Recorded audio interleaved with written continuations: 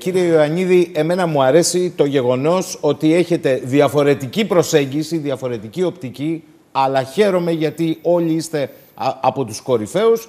Εσείς έχετε ξεφύγει και από τα όρια της πατρίδας και της Ευρώπης, αλλά εντάξει, είναι καλό ότι διαφωνείτε με ωραίο τρόπο μπροστά στον κόσμο και αυτό το λέω, διότι άκουσα και την άποψη πολιτικών και του Πρωθυπουργού ότι μία είναι η επιστημονική άποψη και με βάση αυτή προχωράμε. Δεν είναι μία η επιστημονική άποψη. Κάνω λάθος? Η επιστημονική άποψη δεν είναι μία. Υπάρχουν διαφορετικές αντιλήψεις. Καταλαβαίνετε ότι τα δεδομένα που έχουν συγκεντρωθεί είναι πρόσφατα. Είναι ένας ιός που πέρυσι δεν τον γνωρίζαμε. Σωστά. Άρα λοιπόν, όταν καταλαβαίνετε ότι για ένα θέμα στην ιατρική, για να βρούμε απάντηση, πολλές φορές χρειαζόμαστε κατά μέσον όρο 25 χρόνια, όταν περιμένετε να έχετε όλους τους επιστήμονες να συμφωνούν σε όλα τα θέματα μέσα σε λίγους μήνες, είναι τελείως ουτοπικό, είναι ανεδαφικό. Κρατήστε το λοιπόν, γιατί μας έχετε φέρει κάποιους κάρτες. Θέλω με βάση αυτά να μας δείξετε τη δική σας οπτική. Επαναλαμβάνω ότι αυτό το διάστημα είστε στο Βερολίνο. Εκρίθη ικανό το να παράσχετε εκεί τη γνώση σας επιδημιολογικά. Σύντομη διακοπή και επανερχόμαστε. Επιστροφή εδώ στις αντιθέσεις. Κύριε Ιωαννίδη, εσείς πάντως υποστηρίζετε, εξακολουθείτε, το βλέπω, παρά την οπτική, είναι γιατροί παιδείου, λέτε εντάξει, αλλά εγώ νομίζω ότι το lockdown δεν πρόκειται να το κάνω και πιο απτό. Θεωρείτε ότι αν πρόκειται να συνεχίζεται αυτό το κύμα, θα συνεχίζεται ανεξαρτήτως lockdown? Θεωρώ ότι το lockdown είναι μια καταστρεπτική επιλογή. Ειδικά για την Ελλάδα μπορεί να είναι ένα λάθος αντίστοιχο περίπου της μικρασιατικής καταστροφής. Τόσο πολύ. Ναι. Θεωρώ ότι είναι μια λύση η οποία δεν έχει χρονικό ορίζοντα. Ναι. Για ένα πληθυσμό ο οποίος ξεκινάει παρθένος σε ένα καινούριο ιό. Το να θεωρήσω ότι σε 3 εβδομάδες θα λύσει το πρόβλημα, μακάρι. Κανένας δεν μπορεί να είναι σίγουρος για τίποτα. Άρα θα έχει και παράταση από ό,τι βλέπετε? Γνωρίζουμε ότι τα πανδημικά κύματα από νέους ιούς διαρκούν 2, 3, 4, 5 χρόνια. Αντέχει η Ελλάδα κύκλους lockdown 5 ετών? Και να σας πω και το άλλο, η Ελλάδα ίσως είναι και πιο βασανιστική ως προς την επιρρέπεια σε lockdown, γιατί είναι μια χώρα που έχει έναν ισχυρό αστικό ιστό στην Αθήνα, έναν δεύτερο Θεσσαλονίκη, κάποια άλλα μικρότερα αστικά κέντρα, Ηράκλειο, Γιάννενα, και πολλές Πάτρα, μικρές ομάδες ατόμων, οικισμούς που είναι σπαρμένες και μάλιστα που συνήθως έχουν άτομα μεγάλης ηλικίας, ευπαθή, τα οποία μπορεί να είναι στα βουνά, σε χωριά, σε μικρές κομμοπόλεις, που μπορεί να μην πληγούν τώρα, άρα μπορεί κάλλιστα να είναι υποψήφια για να πληγούν μετά από πολλούς μήνες, του χρόνου, του παραχρόνου. Άρα μου λέτε να πηγαίνουμε προς τα πίσω. Να το πω σχηματικά, μου λέτε δεν είναι το ίδιο να χτυπάει στη Νέα Υόρκη το θηριώδες πολυαστικό κέντρο, δεν είναι ένα αστικό κέντρο, των 25 εκατομμυρίων, από το να χτυπήσει, για παράδειγμα θα πω, στα Νόγια. Δεν είναι το ίδιο, λέτε. Όταν ο ιός αυτός χτυπήσει ένα αστικό κέντρο το οποίο έχει τεράστια πληθυσμιακή συγκέντρωση σε μια φτωχογειτονιά της Λατινικής Αμερικής ή στο Μουμπάι της Ινδίας, σαρώνει τον πληθυσμό πάρα πολύ γρήγορα. Στο Μουμπάι, για παράδειγμα, έφτασε σε 60% να έχει μολυνθεί.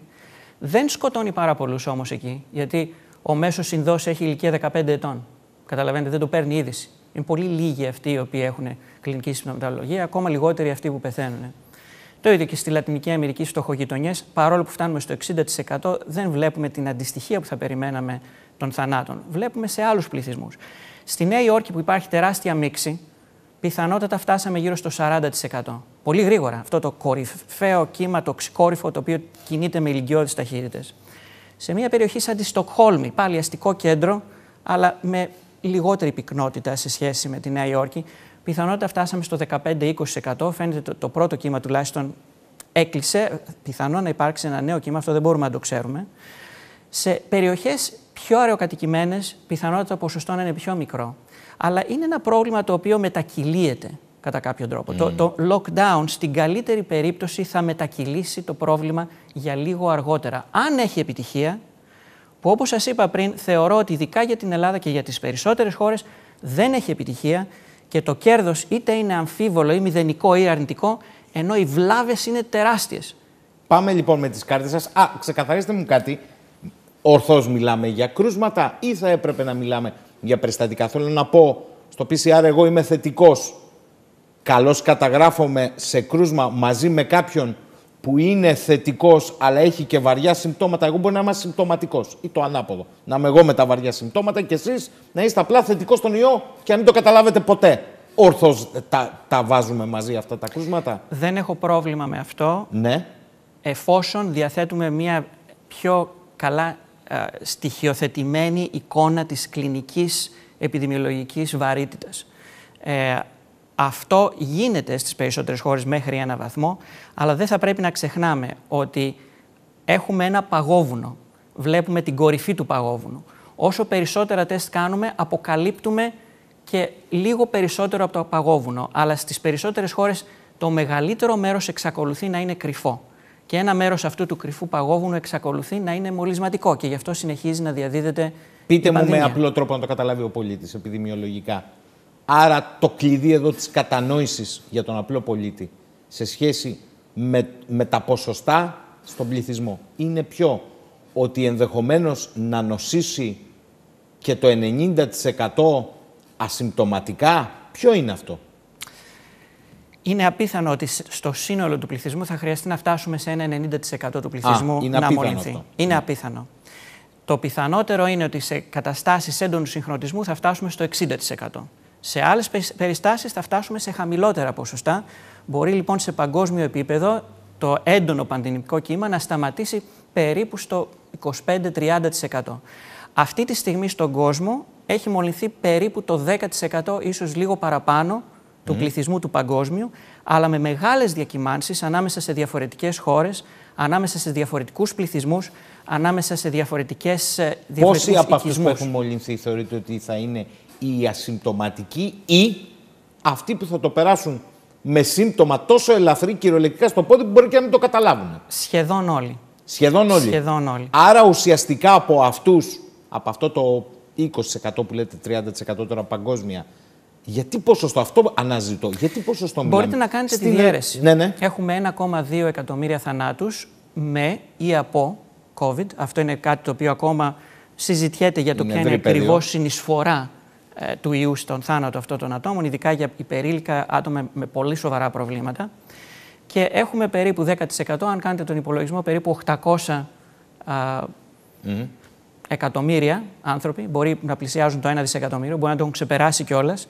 Αν διαιρέσετε αυτά τα δύο, βλέπετε ότι σε παγκόσμιο επίπεδο η θνητότητα είναι της τάξης του 0,15%. Δηλαδή περίπου ο ένας στους 600 θα πεθάνει. Περίπου διπλάσιοι, ίσως τριπλάσιοι, μπορεί να καταλήξουν στη μονάδα εντατικής θεραπείας. Και ένας κάπως μεγαλύτερος αριθμός θα χρειαστούν νοσηλευτική φροντίδα. Σημειώνω όμως ότι η νοσηλευτική φροντίδα τις περισσότερες φορές δεν έχει να προσφέρει απολύτως τίποτα. Πέρα από οξυγόνο, για κάποιους που χρειάζονται οξυγόνο, που οξυγόνο σε ένα σύστημα που είναι οργανωμένο σε πρωτοβάθμιο επίπεδο, μπορεί να το προσφέρει ακόμα και στο σπίτι, αν χρειαστεί.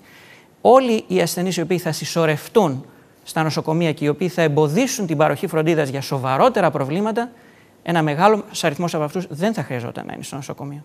Μάλιστα. Πάμε με τις κάρτες σας και θα επανέλθουμε σε αυτό, να δούμε μερικά στοιχεία.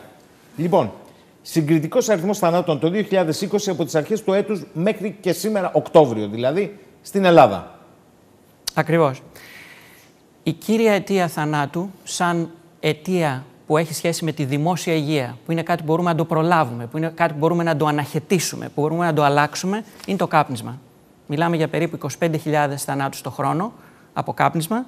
Μέσα στους 10 πρώτους μήνες, λοιπόν, έχουμε πάνω από 20.000 θανάτους από κάπνισμα.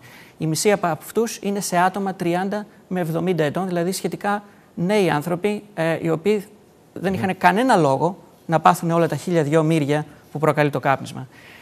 Για σύγκριση, επειδή ο Πρωθυπουργός είπε ότι είναι το μόνο κύριο, δεν ξέρω πώς το περιέγραψε, πρόβλημα υγείας και το μόνο στον αιώνα και το κυριότερο στον αιώνα, με COVID-19 έχουμε 700 θανάτους, οι οποίοι σαφώς θα ανεβούν, με διάμεση ηλικία περίπου 80 ετών.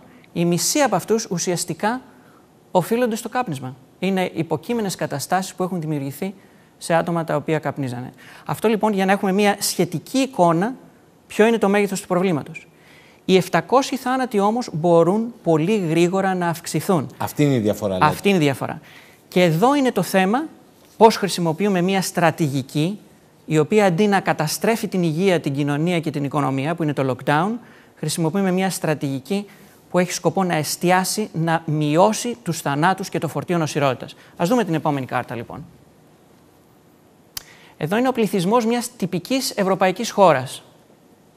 Περίπου 1 από τους 10 σε αυτό τον πληθυσμό είναι ομάδα υψηλού κινδύνου που πρέπει να προασπίσουμε. Έχω σπάσει τον πληθυσμό σε άτομα τα οποία είναι νέα, μέσης ηλικίας και μεγάλα. Και βλέπετε και μια πολύ μικρή φέτα που είναι τα άτομα στα γυροκομεία. Αν βλέπετε έντονο χρώμα, είναι άτομα υψηλού κινδύνου. Είναι τα άτομα τα οποία πρέπει να προασπίσουμε, να τους δώσουμε την καλύτερη ευκαιρία να μην εκτεθούν στον ιό, γιατί αν εκτεθούν στον ιό, ειλικρινά δεν έχουμε πολλά πράγματα να τους κάνουμε. Σας είπα πριν, έχουμε τη δεξαμεθαζόνη, αλλά σε αυτό. λίγα πράγματα να τους κάνουμε. Πάμε στους θανάτους COVID, ανακατηγορία πληθυσμού και κινδύνου. Εδώ είναι η τυπική θάνατη στο πρώτο κύμα σε μια τυπική δυτική ευρωπαϊκή χώρα. Η μισή από αυτούς ήταν στα γυροκομεία, παρόλο που αντιπροσωπεύουν ένα πολύ μικρό ποσοστό του πληθυσμού και στην Ελλάδα είναι ακόμα μικρότερο. Ακόμη μικρότερο. Καλό αυτό, γιατί σημαίνει ότι δεν έχουμε μαζεμένους ευάλωτους ανθρώπους σαν αποθήκες πυρομαχικών. Κατά κάποιο τρόπο μπορείς να πετάξεις ένα δαυλί. Αν ένας μολυνθεί, όλοι τεινάζονται στον αέρα. Και βλέπετε πάλι, το έντονο χρώμα είναι οι θάνατοι που οφείλονται, που πλήττουν τα άτομα υψηλού κινδύνου. Αυτό το 10% αφορά το 90% των θανάτων που μπορούν να συμβούν. Αν προστατεύσουμε αυτό το 10%. Άρα λέτε αυτό θα έπρεπε να είναι το στοχευμένο. Ακριβώς. Αν προστατεύσουμε αυτό το 10%, θα γλιτώσουμε, αν είμαστε τέλειοι στην προφύλαξη, το 90% των θανάτων. Αν δεν είμαστε τέλειοι στην προφύλαξη, θα χάσουμε κάποιους. Αν ακολουθήσουμε μια στρατηγική όπως το lockdown, το οποίο πιθανότατα δημιουργεί ακόμα και την αντίστροφη προστασία που σας περιέγραψα, γιατί τα άτομα τα ευάλωτα όχι απλώς δεν προστατεύονται, αλλά εγώ που είμαι υγιής κλείνομαι και δουλεύω στον υπολογιστή μου, με τις χαζομάρες μου, ενώ άλλος είναι έξω και προσβάλλεται από τον ιό, τότε θα έχουμε ακόμα περισσότερους θανάτους. Προχωρούμε. Είναι ο πληθυσμός της Ελλάδας, λοιπόν. Έστω λέτε υποθετικά ότι μολύνεται το 10% του πληθυσμού με ίδια ποσοστά λίμωξης σε όλες τις κατηγορίες. Ακριβώς. Ας πούμε ότι είναι το 10%, δεν σημαίνει ότι θα λήξει εκεί η πανδημία. Σωστά. Η πανδημία μπορεί σε κάποιες περιοχές να λήξει και πιο νωρίς, σε κάποιες άλλες μπορεί να πάει στο 20, 30, 40, 50. Εδώ λοιπόν είναι ένα τρόπος που σπάμε τον πληθυσμό σε αδρές ομάδες. Έχουμε περίπου 20.000 άτομα σε γυροκομεία. Θα παρακαλούσα πάρα πολύ κάποιος να μου δώσει καλά στοιχεία για τον αριθμό ατόμων σε γυροκομεία. Αυτό είναι ένα θέμα, έχετε δίκιο. Στην Ελλάδα δεν έχουμε επικαιροποιημένα στοιχεία τι γίνεται στα γυροκομεία. Τα τελευταία που βρήκα ήταν από τον 20ο αιώνα. Πάλι καλά, θα μπορούσε να ήταν από το 19ο. Λυπάμαι, είμαι καθηγητής επιδημιολογίας, είμαι αδαής αυτό, αλλά υποθέτω ότι πρέπει να είναι αυτής της τάξης. Η θνητότητα σε αυτά τα άτομα είναι της τάξης του 25%. Είναι πολύ μεγάλη. Ένας στους 4 που θα χτυπηθεί από αυτούς τους ασθενείς οι οποίοι έχουν πάρα πολλά προβλήματα υγείας θα πεθάνει. Καταλαβαίνετε λοιπόν πόσο προσεκτικά πρέπει να τους χειριστούμε. Προσθέτω άλλα 380.000 άτομα λόγω ηλικίας απλώς πάνω από 85 και πάνω. Μπορεί κάποιος, στο Στάνφορντ έχω κάποιο συνάδελφο που είναι 86 χρονών και τρέχει μαραθώνιο. Θα μου πείτε, ναι, αυτός έχει πολύ λιγότερο κίνδυνο, αλλά ας τους βάλουμε όλους ότι πάνω από 85 είναι σαφώς μια ομάδα που αν βγάλουμε αυτούς που είναι στα γυροκομεία έχουν μια θνητότητα της τάξης του 3%. Δηλαδή έχουν μία στις 30, μία στις 33 να πεθάνουν αν μολυνθούν. Προσθέτουμε άλλα 600.000 άτομα, τα οποία είναι νεότερα, αλλά είναι υψηλού κινδύνου. Κάποιοι από αυτούς μπορεί να είναι ακόμα και παιδιά. Μπορεί να είναι παιδιά τα οποία έχουν οξία λευκαιμία και τα οποία χαροπαλεύουν από στιγμή σε στιγμή. Αλλά καταλαβαίνετε ότι η μεγάλη μάζα αυτών των ατόμων είναι άτομα τα οποία είναι μεγάλης ηλικίας. Είναι στα 70-75, κάποιοι ίσως λίγο νεότεροι, αλλά οι περισσότεροι μεγάλης ηλικίας. Θνητότητα 2%. Δίπλα σας δείχνω τον αριθμό των θανάτων. Αυτές οι τρεις ομάδες μαζί, αν μολυνθούν το 10%, μιλάμε για 500 θανάτους, 1.140 θανάτους και 1.200 θανάτους. Καταβαίνουμε τώρα στην ομάδα που είναι μη υψηλού κινδύνου. Μη υψηλού, μέτριου ή και χαμηλού κινδύνου. Έχουμε το μέτριο κίνδυνο, που έχουμε εκατομμύρια άτομα, 84, ακριβώς, που είναι 68 με 84, έχουν μέτριο κίνδυνο, έχουν 1%, περίπου 1% δηλαδή να πεθάνουν, 1%. Άρα μιλάμε για 1.000 θανάτους αν μολυνθεί το 10%. Μετά περνάμε στην ομάδα 55 με 67 και θυμηθείτε έχουμε αποκλείσει αυτούς οι οποίοι έχουν πολύ σοβαρά νοσήματα. Πέφτουμε στο 0,2% θνητότητα. Κατεβαίνουμε μετά σε άτομα 35 με 54 που είναι 0,02% και μετά έχουμε 0 έως 34 που είναι 0,001%. Και δίπλα είναι ο αριθμός θανάτων. 1.000 θάνατοι στην ομάδα μέτριου κινδύνου, 300 στη δεύτερη, 70 στην τρίτη, 4 στην τελευταία. Μη μου πείτε ότι είναι 3 ή 5 και έκανες λάθος ότι είναι 4. Είναι ένας υπολογισμός κατά προσέγγιση. Αλλά βλέπετε την τεράστια διαφορά ως προς τον αριθμό των θανάτων και το τι φορτίο νοσηρότητας θα είχαμε στον πληθυσμό. Ας δούμε λοιπόν τι συμβαίνει στον πληθυσμό αν δεν έχουμε το 10%, αλλά έχουμε το 5%, το 10%, το 30%, το 50% που μολύνεται. Δεν εύχομαι να μολυνθεί κανένας, φυσικά, αν μπορεί να σώσουμε όλους να μην μολυνθεί κανένας, αλλά καταλαβαίνετε ότι αυτό είναι αδύνατο. Αργά ή γρήγορα κάποιος θα μολυνθεί. Δεν έρχεστε επιστημονικά ή θα ευχόσασταν να έχουμε μολυνθεί και να έχουμε αποκτήσει ανοσία, ή δεν είναι λυμμένο αυτό? Δεν θα ευχόμουν να είχαμε μολυνθεί. Δεν θα ευχόμουν να είχαμε μολυνθεί και θα σας εξηγήσω γιατί. Γιατί αν είχαμε μολυνθεί και φτάναμε στο 50%, πηγαίνετε σε αυτό το πίνακα, μολύνεται το 50%. Και όλοι μολύνονται εξίσου συχνά. Με μια θνητότητα της τάξης του 0,4 που είναι η θνητότητα αν δεν προστατεύσουμε κανέναν. Στο γυροκομείο είσαι 50% θα μολυνθείς. Στην κοινότητα, ό,τι ηλικία και να έχεις, 50%. Μιλάμε για 21.000 θανάτους. Δεν νομίζω ότι κάποιος θέλει να συμβεί αυτό, σε καμία περίπτωση. Κάποιος δεν θέλει να συμβεί ούτε το 10% το οποίο αντιστοιχεί σε 4.200 θανάτους. Το οποίο όμως θα είναι δύσκολο να το αποφύγουμε αν δεν φερθούμε στρατηγικά. Αν φερθούμε στρατηγικά και προστατεύσουμε τα γυροκομεία, τα νοσοκομεία, τις ομάδες υψηλού κινδύνου, η θνητότητα πέφτει από το 0,4 στο 0,1. Σε κάποιες χώρες, όπως σε ασιατικές χώρες που έχουν προστατεύσει αυτές τις ομάδες, έχει πέσει κάτω από το 0,1. Αντιθέτως, αν ακολουθήσουμε αυτό που ακολουθούμε τώρα, κλειστείτε όλοι μέσα στα σπίτια σας, αλλά τα γυροκομεία είναι ανοχήρωτα, 100% μολυσμένοι στα Γιάννενα, τότε περνάμε στην τρίτη στήλη. Μιλάμε για 42.000 θανάτους αν μολυθεί το 50% και ακόμα και αν μολυθεί μόνο το 10% μιλάμε για 8.400 θανάτους. Βλέπετε λοιπόν ότι η μεγάλη σημασία για το τι θα συμβεί τελικά είναι πώς θα προστατεύσουμε αυτό το 10%. Τα υπόλοιπα είναι λεπτομέρειες σε σχέση με το τι συμβαίνει σε αυτό το 10%. Έχουμε χάσει, να σημειώσω ότι πηγαίνετε γυρίστε λίγο πίσω παρακαλώ. Έχουμε χάσει, λέγατε. Έχουμε χάσει το 525, το οποίο είναι 5% να μολυνθεί, μάλλον έχει μολυνθεί ήδη το 5%, με θνητότητα 0,1%. Δεν το έχουμε πετύχει αυτό. Τα γυροκομεία μας ήδη έχουν αρχίσει να σαρώνονται και μάλλον έχει μολυνθεί το 5%. Άρα βλέπετε ότι έχουμε ήδη 700 και ανεβαίνουμε θανάτους. Προχωράμε. Είναι το παράδειγμα που μας είπατε όπου υπήρχε σημαντική προστασία. Εδώ λοιπόν τα παραδείγματα όπου τα πράγματα πήγαν εξαιρετικά καλά. Σιγκαπούρη. Πληθυσμός περίπου ο μισός της Ελλάδας, μια πόλη εξαιρετικά πυκνοκατοικημένη, σαν την Αθήνα. Αλήθεια είναι αυτό. Και περισσότερο θα σας Και περισσότερο. Έχω πάει στη Σιγκαπούρη και πραγματικά τους θαυμάζω πώς το χειριστήκανε. 60.000 διαγνωσμένα κρούσματα με εντατικότατη χρήση τεστ. Πιθανότητα έχουν χάσει πολλά, άρα μιλάμε για πάνω από 100.000. 28 θάνατοι, μόνο 3 από αυτούς σε γυροκομεία. Θνητότητα κάτω από 0,03%, μπορεί ακόμα και κάτω από 0,01%. Η γρίπη έχει γύρω στο 0,1%. Μιλάμε για γρυπούλα. Σαφέστατα, ο συνωμοσιολόγος που μιλάει για γρυπούλα, κάτω από αυτές τις συνθήκες προστασίας των ευπαθών ομάδων και εντατικής χρήσης τεστ και στρατηγικής που δουλεύει, μεταμορφώνουμε τον καταστρεπτικό κορονοϊό σε μια γρυπούλα. Και καλύτερα από τη γρυπούλα. Προχωράμε σε ένα αντίθετο παράδειγμα. Ευπαθείς που μολύνονται πιο συχνά από τους υπόλοιπους. Όχι μόνο δεν τους προστατεύουμε, αλλά τους αφήνουμε να πέσουν πρώτοι πάνω στα πυρά της μάχης. Στο πρώτο κύμα στην Ισπανία, στο Βέλγιο, στην Αγγλία, στην Ιταλία επίσης, οι θάνατοι στα γυροκομεία αποτέλεσαν το 63%, 61% και 44% των θανάτων από COVID-19 αντίστοιχα.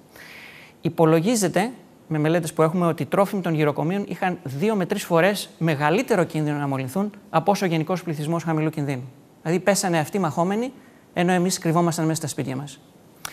Λόγω των μαζικών θανάτων στα γυροκομεία, η θνητότητα στο συνολικό πληθυσμό έφτασε περίπου το 1% σε αυτή τις χώρες. Δεν ήταν 0,1, δεν ήταν 0,2, είναι κοντά στο 1%.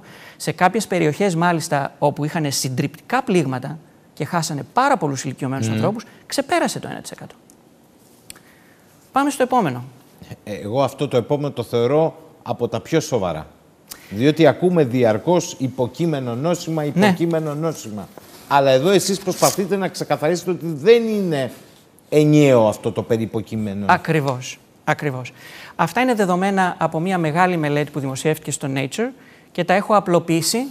Ίσως κάποιος επιστήμονας να μου πει «Μα τα στρογγύλεψες τα νούμερα». Το παραδέχομαι. Ναι, εντάξει, πρέπει να το καταλάβει ο κόσμος όμως. Αμαρτία μου, αλλά τα νούμερα είναι πιστά στην πραγματικότητα. Έτσι, δεν σας λέω ότι ο κίνδυνος είναι 4,017, σας λέω ότι ο κίνδυνος είναι 4 φορές, για παράδειγμα.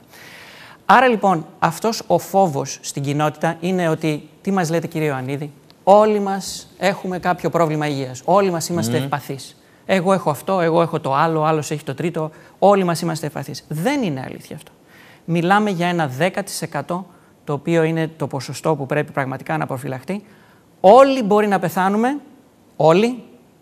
Είναι βέβαιο ότι όλοι θα πεθάνουμε σε κάποια φάση. Αυτό είναι το μόνο το οποίο είναι αναντήρητο. Αλλά φυσικά καταλαβαίνετε ότι κάποιοι άνθρωποι μπορεί να πεθάνουν γιατί τους πέφτει μια γλάστρα όταν βγαίνουν από το σπίτι τους το πρωί. Άρα λοιπόν πρέπει να διαχωρίσουμε αυτόν που έχει τον κίνδυνο της γλάστρας όταν βγαίνει από το σπίτι του, αυτόν που έχει τον κίνδυνο περίπου όσο να τρακάρει πηγαίνοντας στη δουλειά του, από αυτόν που πραγματικά έχει μεγάλο κίνδυνο. Ας ξεκινήσουμε λοιπόν με κάποιον ο οποίος είναι υγιής. Περίπου η θνητότητα είναι στο 0,05%. Δηλαδή, ένας λαχνός στους 2.000 αν μολυνθείς. Αν η χώρα σου σε προστατεύσει με τη στρατηγική της εντατικής επιδημιολογικής επιτήρησης και των τεστ, η πιθανότητα να μολυνθείς είναι πολύ μικρή. Άρα λοιπόν ξεκινάς από μια μικρή πιθανότητα που την πολλαπλασιάζεις επί 1 στις 2.000. Αλλά ας πούμε ότι είσαι άτυχος και μολύνεσαι, έχεις 1 στις 2.000 να πεθάνεις. Αν έχεις κάνει μεταμόσχευση, πολλαπλασιάσεις το αυτό επί 4. Αν έχεις σοβαρή παχυσαρκία, πολλαπλασιάσεις το επί 2-3 φορές. Μεταμόσχευση ανεξάρτητα αν είναι πρόσφατη ή παλαιότερη ή δεν έχει τόσο. Θα έλεγα αν έχεις μεταμόσχευση και αναγκάζεσαι να πάρεις κάποια ανοσοκατασταλτική θεραπεία. Μάλιστα. Αν είσαι σε μια οξία φάση που είσαι στο ζεις δεν ζεις, καταλαβαίνετε ότι ο κίνδυνος αυξάνεται περισσότερο. Σοβαρή παχυσαρκία λοιπόν επί 2,5. Σοβαρή παχυσαρκία 2-3 φορές επάνω. Αν έχεις σοβαρή πνευμονοπάθεια, γιατί κάπνιζες, προσθέστε επί 2 φορές. Αν έχεις μη ελεγχόμενο διαβήτη, 2 φορές επάνω. Αν έχεις πατική ανεπάρκεια, 2 φορές επάνω. Αν έχεις νεφρική ανεπάρκεια, 2 φορές επάνω. Αν έχεις αιματολογική νεοπλασία, άλλες 2 φορές. Αν έχεις ένα πρόσφατο ενεργό καρκίνο, όχι καρκίνο πριν από 20 χρόνια, πρόσφατο ενεργό καρκίνο, άλλες 2 φορές επάνω. Εγκεφαλικό ή άνοια, 2 φορές επάνω. Αν είσαι καπνιστής και δεν έχεις τίποτα άλλο που είναι δύσκολο γιατί αργά ή γρήγορα κάτι θα σου συμβεί, 1,5 φορά επάνω. Αν έχεις χρόνια καρδιακή νόσο, περίπου άλλο τόσο. Αν έχεις ελαφρά παχυσαρκία, 1,3 φορές επάνω. Αν έχεις κάποιο καρκίνο πριν από 1 με 5 χρόνια, 1,3 φορές επάνω. Αν έχεις άσθμα, ελαφρύ άσθμα, δεν μιλάω κάποιος που είναι του θάνατα, 1,1 φορές επάνω. Αν έχεις απλώς υπέρταση, μόνη της, απομονωμένη, παίρνεις κάποιο φάρμακο, ελέγχεται, ή αν έχεις ένα θεραπευμένο παλιό καρκίνο, ο οποίος θεραπεύτηκε, τον πέρασες, πρακτικά δεν έχεις αυξημένο κίνδυνο. Άρα λέτε ότι λιγάκι να το αποψηλώσουμε από την πολυένταση, ότι όποιος έχει υποκείμενο νόσημα έχει τις ίδιες πιθανότητες. Είναι κατηγορίες. Θέλω να δούμε και τα παραδείγματα κινδύνου θανάτου αν μολυνθεί ένα άτομο 50 με 55 ετών. Ένα άτομο λοιπόν περίπου στην ηλικία μου, τελείως υγιής, θεωρώ τον εαυτό μου τελείως υγιή. Μπορώ να πεθάνω από κορονοϊό? Σαφώς. Μπορεί σε μια εβδομάδα να βγάλετε το μνημόσυνο Ιωαννίδης πέθανε από κορονοϊό. Κάποιοι οι οποίοι θέλησαν να μου επιτεθούν βγάλαν στα κοινωνικά δίκτυα ότι η μητέρα του Ιωαννίδη πέθανε από κορονοϊό. Άρχισαν να παίρνουν τηλέφωνα στο σπίτι που μένει και τις λέγανε «Ζεις?» Είχαν πάρει τηλέφωνο να ρωτήσουν στο σπίτι πότε θα γίνει η κηδεία. Η μητέρα μου έκανε υπερτασική κρίση, κόντεψε να πεθάνει. Όχι από κορονοϊό φυσικά, δεν είχε μολυνθεί από κορονοϊό, αλλά από ανθρώπους οι οποίοι ακολουθούν αυτή την τακτική. Λοιπόν, μπορεί να πεθάνω λοιπόν. Έχω 1 στις 2.000 περίπου. Αν έχω μόνο ελεγχόμενη υπέρταση, είναι περίπου πάλι 1 στις 2.000. Αν έχω μόνο ελαφρύ άσθμα, είναι 1 στις 1.800. Αυτό αν μολυνθώ. Αν μολυνθώ, προφανώς. Αν έχω ελαφρά όχι γιατί έχω ελαφρύ άσθμα, καλά κάνατε και το διευκρινίσατε. Ναι. Αν έχω ελαφρά παχυσαρκία και ελεγχόμενη υπέρταση, πηγαίνουμε στο 1 στα 1.500. Αν είμαι καπνιστής με πρόσφατο καρκίνο, πηγαίνω 1 στις 500, 1 στις 600. Αν είμαι καπνιστής με πνευμονοπάθεια και καρδιακή νόσο, πηγαίνω 1 στις 400-450. Αν είμαι καπνιστής με σοβαρή παχυσαρκία και ανεξέλεγκτο διαβήτη, πηγαίνω 1 στις 250. Ένα σύστημα υγείας μετά. Άρα, κύριε Ιωαννίδη, αν έχω παραπανήσια κιλά, δεν λέω τώρα να είμαι κάτι εξωφρενικό, δεν σημαίνει ότι αυτομάτως είμαι σε ομάδα ευπαθή, υποκείμενα, νοσήματα κτλ. Όχι. Αν έχω παραπανήσια κιλά, η σύστασή μου είναι πρώτον, μην τρώτε τόσο πολύ. Δεύτερον, ασκηθείτε. Και καταλαβαίνετε ότι όσο και να λέμε ότι αφήνουμε την άσκηση ελεύθερη με το lockdown, οι περισσότεροι άνθρωποι μειώνουν δυστυχώς την άσκησή τους και αυξάνουν δυστυχώς τις θερμίδες που παίρνουν. Έχω δει πάρα πολλούς ηλικιωμένους ανθρώπους, ακόμα και τη μητέρα μου, οι οποίοι μέσα στο lockdown χάσανε τεράστιο μέρος της λειτουργικότητάς μου. Η μητέρα μου ήταν πρωταθλήτρια Ελλάδος στο στίβο στα νιάτα της, τώρα βέβαια είναι 86. Με το να μείνει μέσα, η λειτουργικότητά της έπεσε φανταστικά αρνητικά. Και συνέβη σε πάρα πολλούς ανθρώπους. Το lockdown δημιουργεί καταστάσεις που το επίπεδο ζωής και η ποιότητα ζωής και η υγιεινή ζωή δεν μπορεί να συνεχιστεί πρακτικά. Άρα πάμε λίγο στους θανάτους από lockdown. Είναι μια δική σας... Θάνατοι από lockdown. Γιατί έχω ακούσει πάρα πολλούς να λένε ότι εμείς κοιτάμε τις ανθρώπινες ζωές. Μα ποιος δεν κοιτάει τις ανθρώπινες ζωές? Ποιος δεν κοιτάει τις ανθρώπινες ζωές? Τι υπάρχει πιο ιερό από την ανθρώπινη ζωή? Γιατρός είμαι, έγινα γιατρός για να σώζω ανθρώπινες ζωές. Ο λόγος που και εγώ και χιλιάδες, δεκάδες χιλιάδες, εκατοντάδες χιλιάδες επιστήμονες διαμαρτυρόμαστε ότι lockdown δεν πρέπει να ξανασυμβεί, είναι ότι θυσιάζουμε ανθρώπινες ζωές. Υπάρχουν λοιπόν πάρα πολλοί λόγοι που θυσιάζουμε ανθρώπινες ζωές. Πρώτος λόγος που τον είδαμε συντριπτικά να συμβαίνει σε πολλές χώρες είναι τα οξέα προβλήματα, όπως έμφραγμα του μυοκαρδίου, όπου οι ασθενείς δεν πηγαίνουν στο νοσοκομείο. Έχουν έμφραγμα, φοβούνται, ή τα νοσοκομεία έχουν γεμίσει από άτομα που έχουν κορονοϊό και πηγαίνουν λανθασμένα, όπως είπα, στο νοσοκομείο, με αποτέλεσμα να θρηνούμε ανθρώπους νέους και μέσης ηλικίας, όχι 80 χρονών με 4 νοσήματα, νέους οι οποίοι παθαίνουν έμφραγμα και δεν αντιμετωπίζονται όταν θα πρέπει να αντιμετωπιστούν. Καθυστέρηση θεραπείων που σώζουν ζωές, όπως καρκίνος ή όπως κάποια χειρουργικά περιστατικά που πρέπει να αντιμετωπιστούν. Κλείνουμε το 80% των χειρουργείων. Καταλαβαίνει κανένας τον υπολογισμό αυτόν τι σημαίνει σε ανθρώπινες ζωές, σε βάθος χρόνου? Ότι δεν κλείνουμε τα έκτακτα. Μα τι λέμε τώρα? Ποιος μας λέει ότι το τακτικό αύριο το πρωί δεν γίνει έκτακτο? Τι λέμε τώρα? Μιλάμε για αυτοκτονία. Αυτοκτονία του συστήματος υγείας για κάποιο λόγο που δεν χρειάζεται να αυτοκτονήσει. Διατάραξη των προληπτικών μέτρων και ακύρωση της υπόλοιπης ιατρικής φροντίδας. Οι άνθρωποι κλείνονται μέσα. Δεν βγαίνουν έξω ακόμα και για απλά πράγματα, για να κάνουν προληπτικό έλεγχο για καρκίνους ή να κάνουν εμβολιασμούς. Μιλάμε για τη γρίπη. Δεν ξέρουμε πόσο θα μας χτυπήσει η γρίπη. Αν είμαστε τυχεροί, φαίνεται ότι υποχώρησε κατά τη διάρκεια της έξαρσης των επιδημικών κυμάτων του COVID, αλλά δεν μπορώ να σας εγγυηθώ ότι δεν θα έχουμε γρίπη. Αυτή τη στιγμή φαίνεται στην Ελλάδα, μάλιστα από ό,τι άκουσα, να έχουμε και έλλειψη εμβολίων. Παρόλο που είχαμε υποτίθεται προετοιμαστεί πλήρως. Μα αφού λένε ότι είναι υπερκαλυμμένο. Μακάρι. Αλλά καταλαβαίνετε ότι σε συνθήκες lockdown η προληπτική φροντίδα πηγαίνει στις καλένδες. Τα ιατρεία αυτά κλείνουν, μερικά υπολειτουργούν, η πρωτοβάθμια υγεία χωλαίνει διαχρονικά, κάτω από συνθήκες πίεσης χειροτερεύει ακόμα περισσότερο. Άρα, κύριε Ιωαννίδη, χίλιες άλλες δύο αιτίες, αυτοκτονίες. Άρα, κατά την αίσθησή σας και την εκτίμησή σας, το κόστος είναι μεγαλύτερο και, εν πάση περιπτώσει, τι είναι αυτό που δεν λέγεται, κάτι δική σας οπτική? Ποιο είναι το σκληρό στον πυρήνα το ερώτημα που γι' αυτό το αποφεύγουν και επιλέγουν, ας πούμε, το lockdown που εσείς... Το σκληρό είναι... Το σκληρό ερώτημα ποιο είναι, θέλω να καταλάβω. Βλέπουμε έναν ελέφαντα και βλέπουμε μονάχα την ουρά του. Ένας λοιμοξιολόγος είναι φτιαγμένος για να βλέπει την ουρά του ελέφαντα. Εκτός από την ουρά του ελέφαντα υπάρχει και ο υπόλοιπος ελέφαντας, ο οποίος μεταφράζεται σε πολύ σοβαρότερα προβλήματα υγείας, σε πολύ σοβαρότερες επιπτώσεις. Ανέφερα στον ίδιο πίνακα, να σας δώσω κάποια παραδείγματα που έχω και κάποιες προσωπικές εμπειρίες. Μπορούμε να δείξουμε ίσως λίγο πάλι τον πίνακα. Τον τελευταίο, παρακαλώ. Αυτοκτονίες, ψυχική υγεία. Μελέτες που γίνανε στο πρώτο lockdown δείχνουν ότι 50% των ατόμων είχαν σοβαρά προβλήματα άγχους ή κατάθλιψης. 25% των νέων ηλικίας 18-24 ετών είχαν αυτοκτονικές διαθέσεις. Μέσα στο στενό περιβάλλον μου, ο αναπληρωτής διευθυντής μου στο Βερολίνο, που είναι όταν εγώ είμαι συνήθως στο Στάνφορντ, πηγαίνω για πολύ λίγο στο Βερολίνο, πέθανε ο ανιψιός του 14 χρονών λόγω του lockdown. Αυτοκτόνησε στη διάρκεια του lockdown. Ένας άλλος συνάδελφός μου στην Ευρώπη, 40 ετών, γιατρός κιόλας, αυτοκτόνησε στη διάρκεια του lockdown. Τις ζωές αυτές ποιος θα τις αναπληρώσει? Τις ζωές αυτές ποιος κυβερνήτης, ποιος πρωθυπουργός, ποιος πρόεδρος, ποιος οποιοσδήποτε τις μετράει αυτή τη στιγμή? Βία. Έχουμε δει μια τεράστια αύξηση στην ενδοοικογενειακή βία. Σπρώχνουμε τα θύματα μέσα στον ίδιο χώρο, σε στενό εμβαδόν, μαζί με τους βιαστές τους. Ποιος θα δικαιολογηθεί γι' αυτό?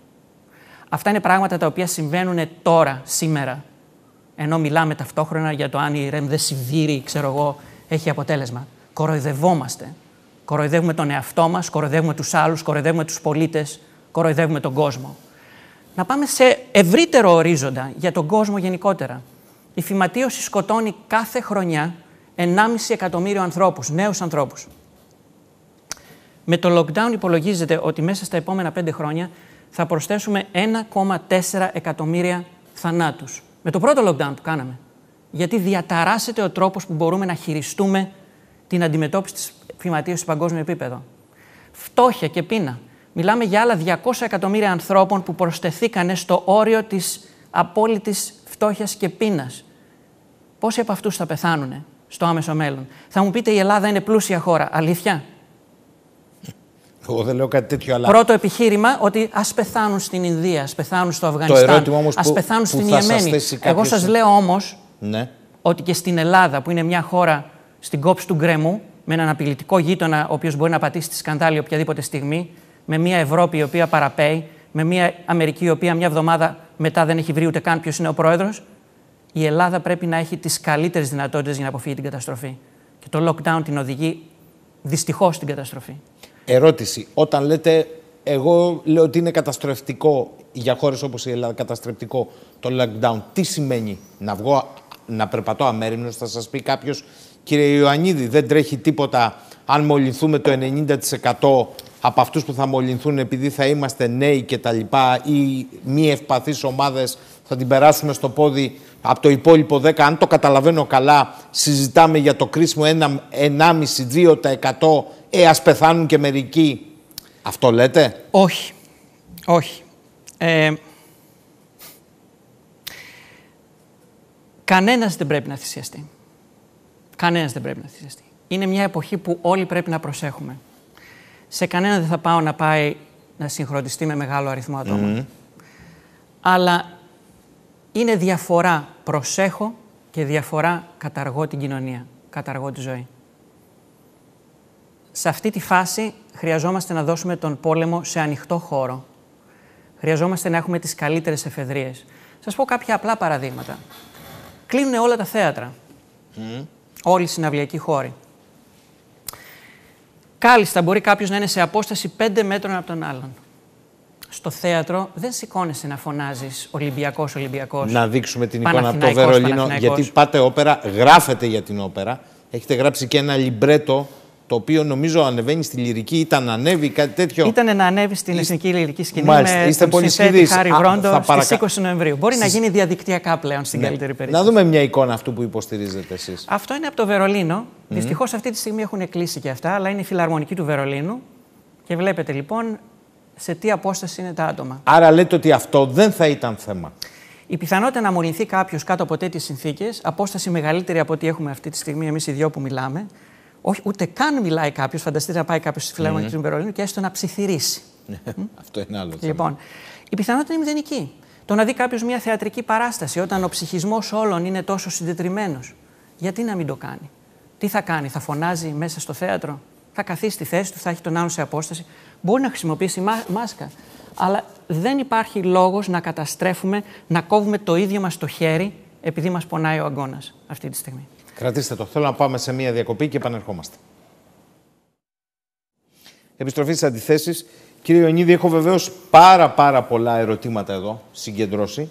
Ωστόσο, θα σας κάνω αυτό που το βρήκα πιο οξύ από τηλεθέατη. Λέει, ο κύριος Ιωαννίδης έχει γράψει και έχει γράψει για τα ιατρικά λάθη, για τις μελέτες που βασίζονται πάνω σε τεράστια ιατρικά λάθη.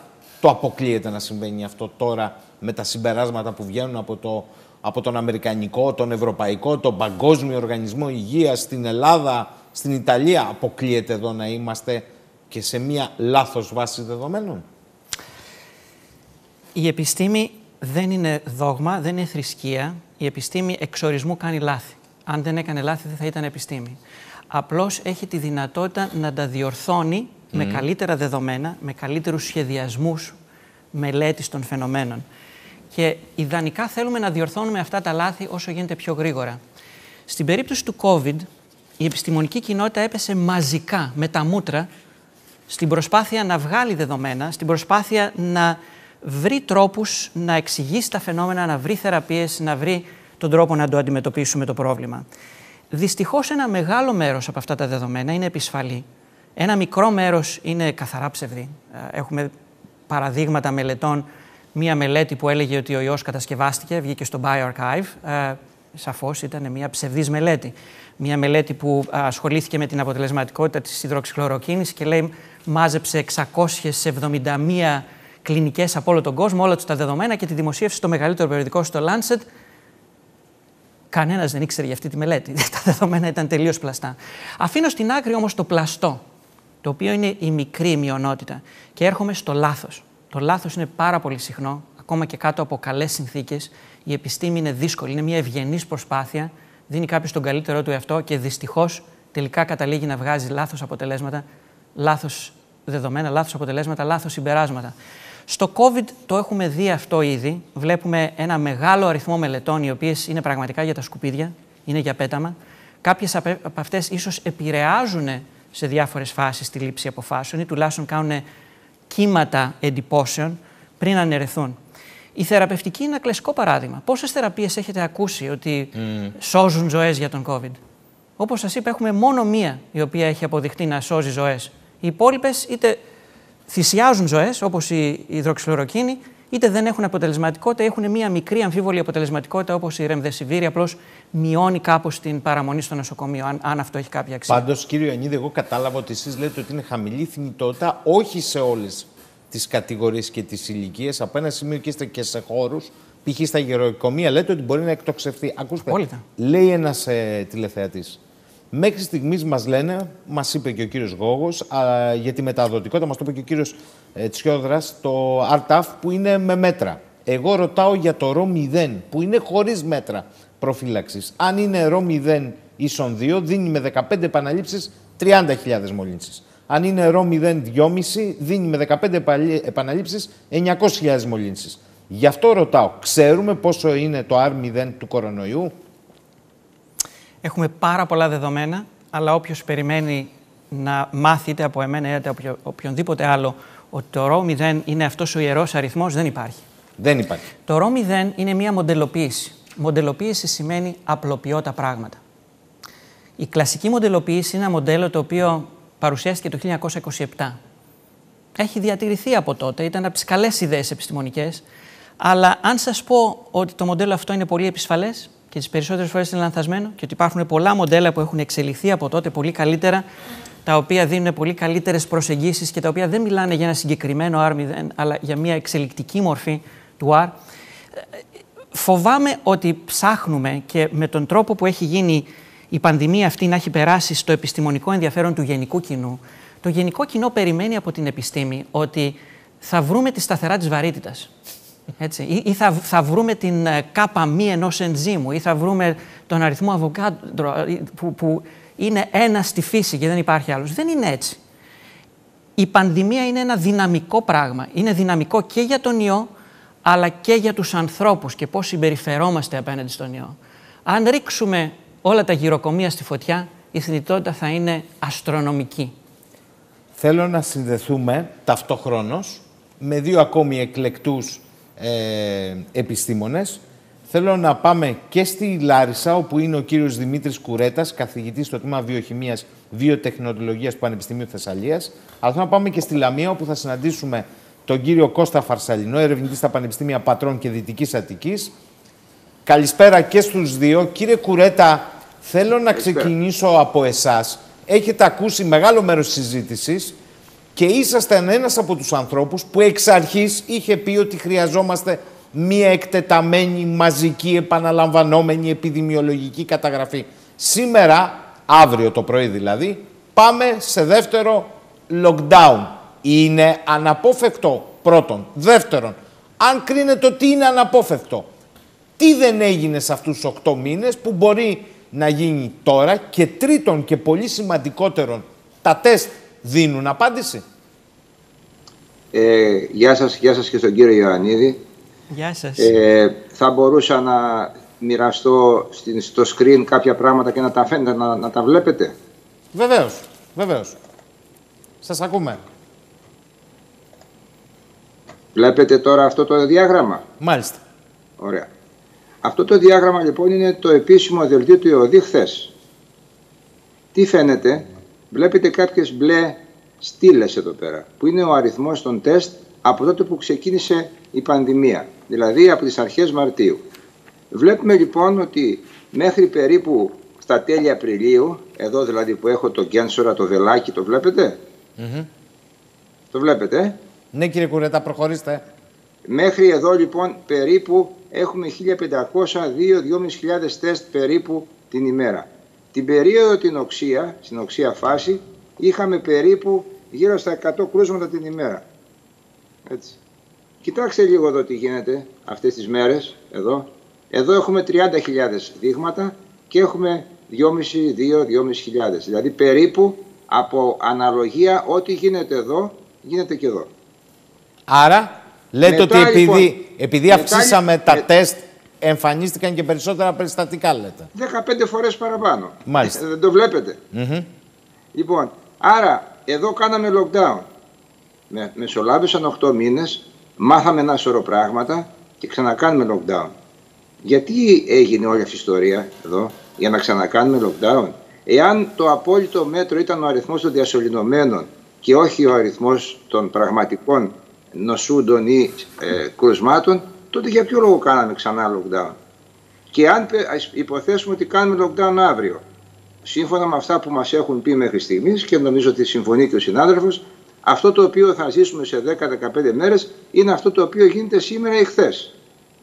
Γιατί αυτό είναι το μοντέλο. Σωστά. Άρα σε 3 εβδομάδες... Ξαναγυρίστε σε εσάς μόνο την εικόνα θα ήθελα, κύριε Κουρέτα, για να σας βλέπουμε. Βεβαίως. Άρα λέτε σε 3 εβδομάδες ό,τι βιώνουμε τώρα. Σωστά. Ναι, ακριβώς. Άρα, μισό λεπτάκι. Ναι, σας βλέπουμε. Ελάτε. Ναι. Λοιπόν, με βλέπετε τώρα, έτσι? Ναι. Άρα, κύριε Κουρέτα... Άρα αυτή τη στιγμή σε 3 εβδομάδες τι θα έχουμε την εικόνα? Θα έχουμε την εικόνα τη χθεσινή. Τι θα πρέπει να κάνουμε? Μπορούμε να κάνουμε κάποια πράγματα τα οποία δεν κάναμε. Μπορούμε να κάνουμε κάπως διαφορετικά τα τεστ. Η γνώμη μου είναι ότι ένα ενδιαφέρον μοντέλο, δεν μιλάω για την Ταϊβάν, διότι όταν το είπα στις 17 Μαρτίου, τότε υπήρχε θέμα, κάνανε πάρα πολλά πράγματα. Μιλώ για τα τεστ τα οποία στις 29 Σεπτεμβρίου βγήκε όλη η επιστημονική κοινότητα της χώρας και είπε ότι εμείς είμαστε έτοιμοι να κάνουμε δεκάδες χιλιάδες τεστ την ημέρα με ένα ευρώ το τεστ, αλλά δεν μας το δέχεται ο ΕΟΔΗ. Αυτή τη στιγμή το μοντέλο της Σλοβακίας, το οποίο λειτουργήσε, το προηγούμενο Σαββατοκύριακο έκαναν τεστ, 5 εκατομμύρια τεστ σχεδόν σε όλο τον πληθυσμό. Σχεδόν σε όλο τον πληθυσμό, γιατί κάποιοι δεν δέχτηκαν. Βρήκαν λοιπόν ένα ποσοστό με rapid test, διότι τα είχαν παραγγείλει από τον Ιούλιο και είπανε τον Ιούλιο ότι εάν μας ξανασυμβεί θα κάνουμε ένα μαζικό screen του πληθυσμού ένα Σαββατοκύριακο και μετά από 20 μέρες ξανά, για να ξέρουμε τι θα μας βρει μετά. Έτσι λοιπόν περιορίζουν στο σπίτι τους ανθρώπους τους θετικούς και αποφεύγουν το lockdown. Υπάρχουν δύο μοντέλα. Ή κάνεις lockdown, ή κάνεις μαζικό τεστ, ή κάνεις και τα δύο. Στον τομέα των τεστ, όπως σας έδειξα πριν, αποτύχαμε, διότι ο πολλαπλασιασμός των κρουσμάτων είναι μια απλή αριθμητική. Επομένως, μάθαμε κάτι αυτό το διάστημα? Φαίνεται ότι δεν μάθαμε κάτι. Διότι όταν στις 24 Ιουλίου στο Προεδρικό Μέγαρο είχαμε γέλια και χαρές στην γιορτή της Δημοκρατίας και όλοι ήταν χωρίς μάσκα και γλεντάγανε ότι ο ιός τελείωσε, όταν τους βλέπει ένας άνθρωπος ο οποίος δεν ξέρει και πολλά πράγματα, δεν μπορεί να πιστεί μετά από 2-3 εβδομάδες, ένα μήνα, ότι τα πράγματα είναι διαφορετικά. Σχολίασε πριν ο κύριος Ιωαννίδης και σωστά, σε εμάς εδώ, στο από πίσω κτίριο που βλέπετε, είναι το Πανεπιστημιακό Νοσοκομείο. Έχουμε 50 άτομα αυτή τη στιγμή σε διάφορα κρεβάτια, μεθ, μαφ, αρνητικής πίεσης, κοινά κρεβάτια. Όπως μου έλεγαν το πρωί οι γιατροί, οι συνάδελφοι, από αυτούς τους 50 ή 36 θα πρέπει να είναι στο σπίτι. Διότι τα νοσοκομεία, επειδή ακριβώς δεν υπάρχει πρωτοβάθμια, όπως υπάρχει π.χ. στη Γερμανία ή σε άλλα κράτη, αναγκάζονται και είναι εδώ διαγνωστικά κέντρα, διαμετακομιστικά κέντρα και η ιατρία πρώτης φροντίδας. Η Γερμανία και άλλα κράτη στις αρχές Μαρτίου έκαναν το εξής έξυπνο κατά τη γνώμη μου, το οποίο θα πρέπει να διδαχτούμε και εμείς, να το κάνουμε και λίγο αργότερα που δεν το κάναμε. Πήραν ιδιώτες γιατρούς, τους επίταξαν, κατά κάποιο τρόπο τους επίταξαν και τους είπαν να πηγαίνουν εκεί όσοι παίρνουν τηλέφωνο στο ΝΕΟΔΗ και εδώ πάνω στο νοσοκομείο, πήγαιναν εκεί, οι γιατροί αυτοί τους έβλεπαν, τη συντριπτική πλειοψηφία τους έστελναν στο σπίτι, με αποτέλεσμα να μην υπάρχει αυτή η μεγάλη συσσόρευση. Λέμε τώρα ότι θα γίνουν μονάδες μεθ παραπάνω. Γίνανε. Σωστό. Αλλά οι γιατροί οι οποίοι είναι στις μονάδες αυτές, τις δανειζόμαστε από άλλα νοσοκομεία και δεν τους έχουμε προσλάβει ακόμα. Θα μπορούσαμε να τους έχουμε προσλάβει τον Ιούλιο. Επίσης, το πρόβλημα είναι μόνο οι μονάδες μεθ. Δεν είναι οι μονάδες μεθ, διότι αν είναι κανείς να πάει στη μεθ, τότε είναι πολύ άσχημα πράγματα. Το θέμα είναι να μην πάμε στη μεθ. Να μην φτάσουμε να πάμε στη μεθ. Επομένως, ο μαζικός έλεγχος με τα τεστ, λέει η ερευνητική κοινότητα, η οποία επιδοτήθηκε με 3 εκατομμύρια ευρώ τον Απρίλιο από το ελληνικό δημόσιο, είμαστε έτοιμοι να κάνουμε αυτή τη στιγμή τεστ. Γιατί δεν μας αφήνετε? Και ξέρετε τι απαντάει στο τεστ, το οποίο σας διαβάζω από το Βήμα στις 29 Σεπτεμβρίου. Ξέρετε τι λέει ο κύριος Γοργούλης, ο οποίος είναι ο συντονιστής της δράσης, 29 Σεπτεμβρίου. Λέει, περισσεύουμε, δεν χρειάζεται η χώρα τις υπηρεσίες μας? Και απαντάει ο κύριος Αρκουμανέας, όλοι χωρούν στην πανεθνική προσπάθεια. Σιγά σιγά θα τα κάνουμε και αυτά. Πότε σιγά σιγά? Εδώ οι άνθρωποι λένε ότι έχουν δυνατότητα να κάνουν τεστ με 1 ευρώ το τεστ, δεκάδες χιλιάδες τεστ και δεν τους αφήνουνε. Τι θα γίνει? Πότε θα γίνει? Ξανά lockdown? Κρατήστε το λίγο, κύριε Κουρέτα. Κύριε Φαρσαλινέ, τι λέτε εσείς? Νομίζω ότι τα αποτελέσματα μιλούν από μόνα τους. Τι να πούμε εμείς?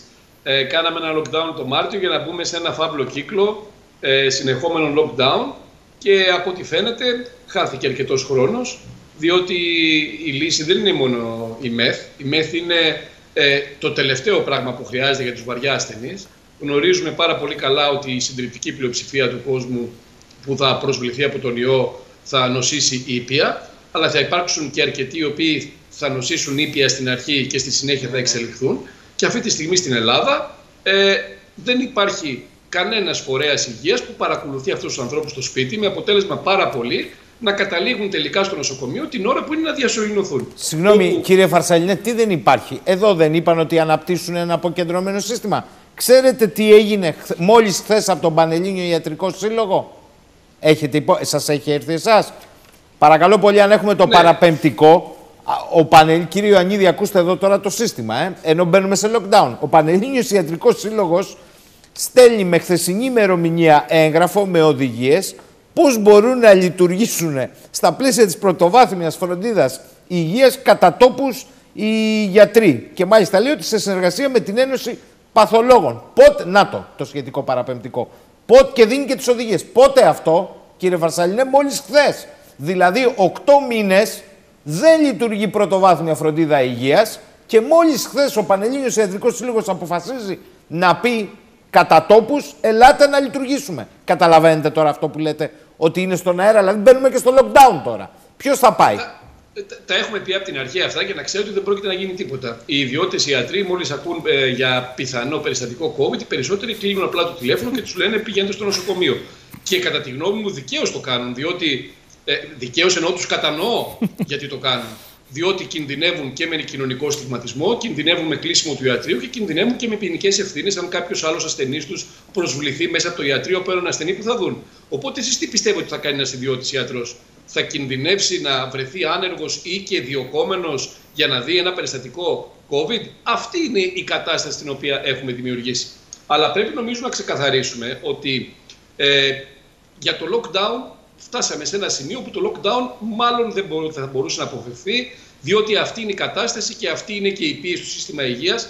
Αλλά πρέπει να κατανοήσουμε το εξής και να γνωρίζει και ο κόσμος ότι εδώ έχουμε μέτρα τα οποία πλήττουν συγκεκριμένες πληθυσμιακές ομάδες βάναυσα έναντι ενός ιού ο οποίος πλήττει κάποιες άλλες πληθυσμιακές ομάδες βάναυσα.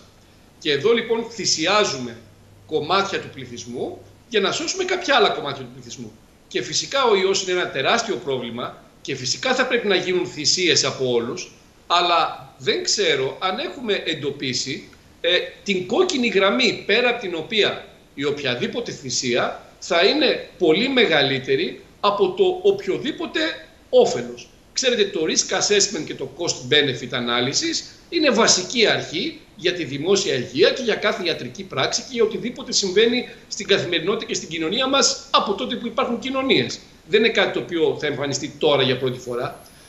Θα πρέπει λοιπόν οι αρχές να δουν αν τα μέτρα τα οποία πλήττουν σημειωτέω τις πιο παραγωγικές, το πιο παραγωγικό μέρος του πληθυσμού, τους πολύ νεότερους και που δυνητικά θα είναι και πολύ πιο μακροχρόνιες επιπτώσεις, αν αυτού του τύπου οι θυσίες πράγματι αξίζουν, διότι το όφελος που αφορά τη σοβαρή νόσο σε ηλικιακές ομάδες υψηλότερες και σε άτομα με συνοσηρότητες, αν λοιπόν το όφελος είναι πολύ μεγαλύτερο από τη θυσία. Είναι ξεκάθαρο ότι πρέπει να γίνουν θυσίες, δεν αμφιβάλλει κανένας γι' αυτό. Σας το λέω και εγώ, ο οποίος έχω γονείς μεγάλης ηλικίας με συνοσηρότητες και είναι υψηλού κινδύνου. Παρόλα αυτά πρέπει να μπει ένα μέτρο και θα πρέπει κάθε μέτρο που παίρνουμε, είτε είναι lockdown είτε οτιδήποτε άλλο, να λαμβάνει σοβαρά υπόψη ποιες είναι οι επιπτώσεις των μέτρων και για πόσο χρόνο θα υπάρξουν αυτές οι επιπτώσεις έναντι του δυνητικού ωφέλους. Δεν λέω κάτι καινούριο, λέω κάτι το οποίο ισχύει, σας λέω, σε κάθε δραστηριότητα και το οποίο δεν έχω αντιληφθεί κατά πόσο συμβαίνει σήμερα. Μισό λεπτό. Τι λέτε, κύριε Ιωαννίδη, ακούγοντας δύο συναδέλφους σας? Συμφωνώ απόλυτα. Πάντα κοιτάμε ποιο είναι το όφελος και τι είναι η βλάβη που προκαλούμε. Και φοβάμαι ότι έχουμε ξεχάσει σχεδόν όλες τις βλάβες που προκαλούμε.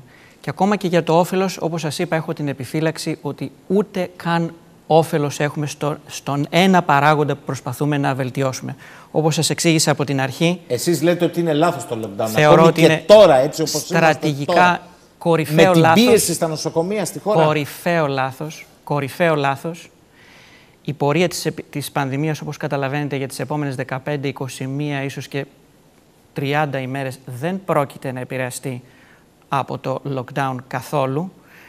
Το lockdown, όπως σας εξήγησα, δημιουργεί συνθήκες που δημιουργούμε πολλές φορές ανάστροφη προστασία. Προστατεύουμε αυτούς που δεν χρειάζονται και αφήνουμε εκτεθειμένους αυτούς που πρέπει να προστατεύσουμε. Άρα λοιπόν ούτε καν όφελος δεν έχουμε, ενώ έχουμε ταυτόχρονα βλάβη. Δεν το λέω αυτό επικριτικά. Καταλαβαίνω ότι πάρα πολλοί συνάδελφοι, οι συνάδελφοι της Επιτροπής είναι άξιοι επιστήμονες, κάνουν ό,τι μπορούν, αλλά λυπάμαι που το λέω, που χρησιμοποίησα την παραβολή του ελέφαντα. Η λοιμοξιολογία στη συγκεκριμένη κρίση είναι η ουρά του ελέφαντα. Την έχουμε κοιτάξει πάρα πολύ προσεκτικά την ουρά, έχουμε κοιτάξει και τη φούντα της πολύ προσεκτικά με όλες τις τρίχες, αλλά δυστυχώς ο υπόλοιπος ελέφαντας δεν έχει συζητηθεί και είναι τεράστιες οι συνέπειες του να το αγνοήσουμε. Επειδή εμένα η δουλειά μου δεν είναι τα ευχολόγια και θέλω να το ακούσετε και οι τρεις αυτό, κοιτάξτε, εσείς καλά τα λέτε, αλλά μιας και είπατε για την Επιτροπή, καθόλου άξι, είναι 15 μέλη. Συμφωνούμε μέχρι εδώ πέρα. Ξέρετε τι βρήκαμε? Έχουν 152.000 αναφορές, για να ξέρουμε ποιο είναι και το επιτελείο, το στρατηγικό, στην επιστημονική βιβλιογραφία, στη βάση του Google Scholar. Παρακαλώ πολύ, μπορεί να το δείξουμε? Το βρήκαμε. Ξέρετε, θυμάστε πόσες έχετε εσείς? Μόνο σας? Δεν με συγχωρείτε, κύριε Ιωαννίδη, για να ξέρουμε, γιατί θα μου πει και ο κύριος Κουρέτας ενδεχομένως και ο κύριος Φαρσαλινός, αλλά μιας και σας είχα, ξέρετε πόσες έχετε? Έχετε 305.000 μόνο σας. Καταλαβαίνετε λοιπόν ότι κάποια στιγμή σε αυτή τη χώρα πρέπει να αξιοποιηθούν. Αν ρωτήσω τον κύριο Κουρέτα στον τομέα του, γιατί δεν είναι γιατρός, μπορεί να μου πει ότι έχω 200.000. Ναι, αλλά δεν έχω τόσες πολλές, όχι. Λέω, κάποια στιγμή δεν πρέπει να αξιοποιηθεί όλο το δυναμικό για να καταλαβαίνουμε. 15 μέλη top. Δεν τους υποτιμώ, top. Όλοι μαζί είναι 152.000 αναφορές στην επιστημονική βιβλιογραφία. Μόνο σας 305, καταλαβαίνετε τώρα. Θέλω να πω ότι η χώρα αυτή πρέπει να ανοίξει τη συζήτηση. Αν τα πράγματα είναι τόσο δύσκολα που είναι, πρέπει να αξιοποιηθούν οι πάντες. Διαφωνείτε, κύριε Κουρέτα? Κοιτάξτε να δείτε, εγώ θεωρώ ότι Οι επιστήμονες αυτοί οι οποίοι συμμετέχουν στην ομάδα είναι πάρα πολύ καλοί, είναι άξιοι. Ποιος θα το αμφισβητεί αυτό? Δεν είναι θέμα ποιος είναι ο καλύτερος. Το ζήτημα είναι ποια είναι η κοινή λογική. Δεν είναι δηλαδή θέμα μόνο επιστημοσύνης. Είναι θέμα και κοινής λογικής. Πώς διαχειρίζεσαι. Άρα εσείς δεν θα κάνατε lockdown αυτή τη φορά, κύριε Όχι βέβαια. Εγώ θα κοιτούσα, όπως σας έδειξα πριν, όταν εδώ και περίπου 2 με 3 εβδομάδες να έχω προετοιμαστεί από τον Ιούλιο να κάνω αυτό που έκανε η Σλοβακία. Μπορεί να το rapid test να μην είναι τόσο πολύ αξιόπιστο, 94% στα θετικά, 100% είναι η εξειδίκευσή του, αλλά έχει μια πάρα πολύ μεγάλη χρησιμότητα, γιατί μπορείς να ξέρεις τι υπάρχει στην κοινότητα. Τελείως διαφορετικά θα συμπεριφερθείς εάν ένας πληθυσμός είναι 10% θετικός και αλλιώς θα συμπεριφερθείς αν είναι 1% θετικός. Και αν δείτε στα στοιχεία του ΕΟΔΗ, φαίνεται ότι περίπου το 90% των ανθρώπων οι οποίοι πεθαίνουν είναι μεγάλης ηλικίας. Αυτοί οι μεγάλης ηλικίας άνθρωποι δεν θα έπρεπε να αντιμετωπιστούν και να κάνουν rapid test όλοι κάθε εβδομάδα? Συγγνώμη, εσείς τα είδατε τα στοιχεία χθες που επικαλέστηκε ο Πρωθυπουργός? Είδατε τις κάρτες? Βεβαίως. Μάλιστα. Βγάλατε κάποιο συμπέρασμα ή έχουν κάποιο θέμα ή κάτι? Το ήξερα. Εγώ τα μελετώ, δεν είναι να τα βγάλω. Νομίζω ότι και τα στοιχεία έχουν ένα θέμα. Ναι, εγώ αυτό που λέω είναι το εξής. Εφόσον οι άνθρωποι οι οποίοι πεθαίνουν είναι μεγάλης ηλικίας, περίπου το 90%, πάνω από 70 ετών, 75, γιατί αυτούς τους ανθρώπους, εφόσον θέλουμε να τους προστατέψουμε, δεν κάνουν rapid test κάθε εβδομάδα, να ξέρουμε τι συμβαίνει στον πληθυσμό αυτών των ανθρώπων? Οι άλλοι, οι οποίοι κινδυνεύουν λιγότερο, ας πούμε ότι δεν φτάνει. Σε αυτούς τους ανθρώπους, γιατί να μην μπορέσουμε να το κάνουμε εδώ και πάρα πολύ καιρό, να το σχεδιάσουμε αυτό το πράγμα? Δεν ξέραμε ότι θα ξαναγίνει. Μάλλον πιστεύαμε ότι δεν θα ξαναγίνει. Διότι όταν πανηγυρίζαμε, φαίνεται ότι είχαμε διαφορετική γνώμη. Ομολογώ ότι σίγουρα υπάρχει ένα πρόβλημα όταν ανοίγει τη χώρα με τον τουρισμό. Ξέραμε ότι εφόσον στα 3,5 εκατομμύρια τουρίστες που μπήκανε, εμείς κάναμε περίπου το 1/10 και βρήκαμε περίπου 500 κρούσματα. Υπήρχαν δηλαδή άλλες 10 φορές τα οποία κυκλοφόρησαν. Ξέραμε ότι έγινε. Έπρεπε να γίνει το άνοιγμα του τουρισμού. Το ζήτημα είναι ότι μια χώρα η οποία άνοιξε τον τουρισμό της δεν θα πρέπει να έχει ένα σενάριο διαφορετικό διαχείρισης αυτό το 8μηνο, να μην ξανακάνει τα ίδια πράγματα τα οποία έκανε πριν από 8 μήνες. Και είναι αυτά τα οποία η δυτικές κοινωνίες με τόσο επιστήμη που έχουν, κάνει αυτά τα οποία έκανε η ανθρωπότητα πριν από 600 χρόνια με την πανούκλα.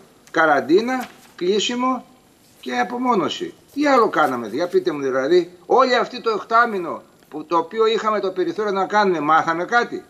Ρωτώ. Κύριε Φαρσαλινέ, μία κουβέντα για από εσάς. Εγώ θα επισημάνω δύο πολύ σοβαρά ζητήματα. Πρώτον, ότι θα θυμίσω μάλλον ότι στο πρώτο lockdown, το οποίο έγινε το Μάρτιο, διήρκησε 2 περίπου μήνες, ξεκίνησε σε μια φάση κατά την οποία είχαμε σαφώς, κατά τη γνώμη μου, λιγότερο υλικό φορτίο στην κοινωνία, σε όλη την Ελλάδα, σε σχέση με την τωρινή ακριβώς κατάσταση. Διήρκησε 2 μήνες και ανοίξαμε καλοκαίρι. Καλοκαίρι όπου όλοι ήμασταν σε ανοιχτούς χώρους, με ήλιο, χωρίς να συγχρονιζόμαστε σε κλειστές δομές, και είδαμε ότι είχαμε μια περίοδο χάριτος, ας την πούμε, περίπου 2-3 μήνες, γιατί ας μην ξεχνάμε ότι από τον Αύγουστο ξεκίνησε να αυξάνεται σημαντικά το επιδημικό κύμα.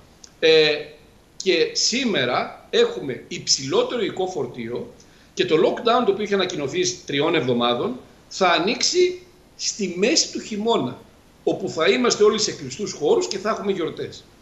Δεν χρειάζεται να σχολιάσω ποια θα είναι η εικόνα μετά από 3 εβδομάδες. Νομίζω ότι όλοι καταλαβαίνουν ότι τα πράγματα είναι τελείως διαφορετικά από αυτά που ζήσαμε με το lockdown των 2 μηνών της Άνοιξης. Επίσης, το πιο ανησυχητικό, ξέρετε, είναι ότι δεν υπάρχει τουλάχιστον ανακοινωμένο ένα πλάνο. Δηλαδή, τι κάνουμε μετά? Ανοίγουμε και σε 2 εβδομάδες ξαναμπαίνουμε σε lockdown 3? Δεν θα ανοίξουμε στις 3 εβδομάδες, θα το παρατείνουμε? Πόσο θα αντέξουν οι κοινωνικές ομάδες οι οποίες δεν πλήττονται σοβαρά από τον ιό, δηλαδή η θνητότητα είναι πολύ μικρή, όχι μηδενική, σίγουρα θα έχουμε νεκρούς, αλλά είναι πολύ μικρή. Σήμερα βλέπουμε τους θανάτους, os οποίους αποφύγαμε το Μάρτιο.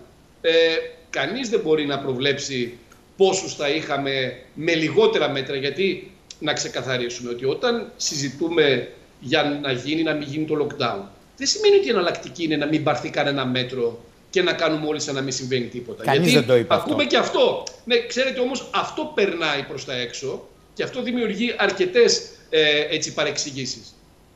Αν δεν υπάρξει ένα πλάνο, και το πλάνο δεν είναι η ΜΕΘ, κύριε Σαχίνη. Η ΜΕΘ είναι το τελικό στάδιο ενός νοσούντα που νοσεί βαριά. Δεν είναι η ΜΕΘ το ζήτημα. Το ζήτημα είναι να μην φτάσει εκεί. Αν δεν σταματήσουμε τις άχρηστες τυφλές δειγματοληψίες στις πλατείες και στις παραλίες και αντί αυτού κάνουμε τυχαία ή αντιπροσωπευτικά δείγματα, κυλιόμενα, δεν είναι απαραίτητο. Είναι μια άλλη στρατηγική αυτή που ανέφερε ο κύριος Κουρέτας, η οποία έχει προβλήματα. Καταρχάς θα πρέπει το τεστ να είναι τουλάχιστον ειδικότητας 100%, ιδάλλως δεν θα ξέρεις αν αυτά που βλέπεις είναι θετικά ή αρνητικά. Εκεί είναι ένα ζήτημα αν τα τεστ είναι πράγματι 100% ειδικότητας όπως περιγράφουν, μακάρι να είναι.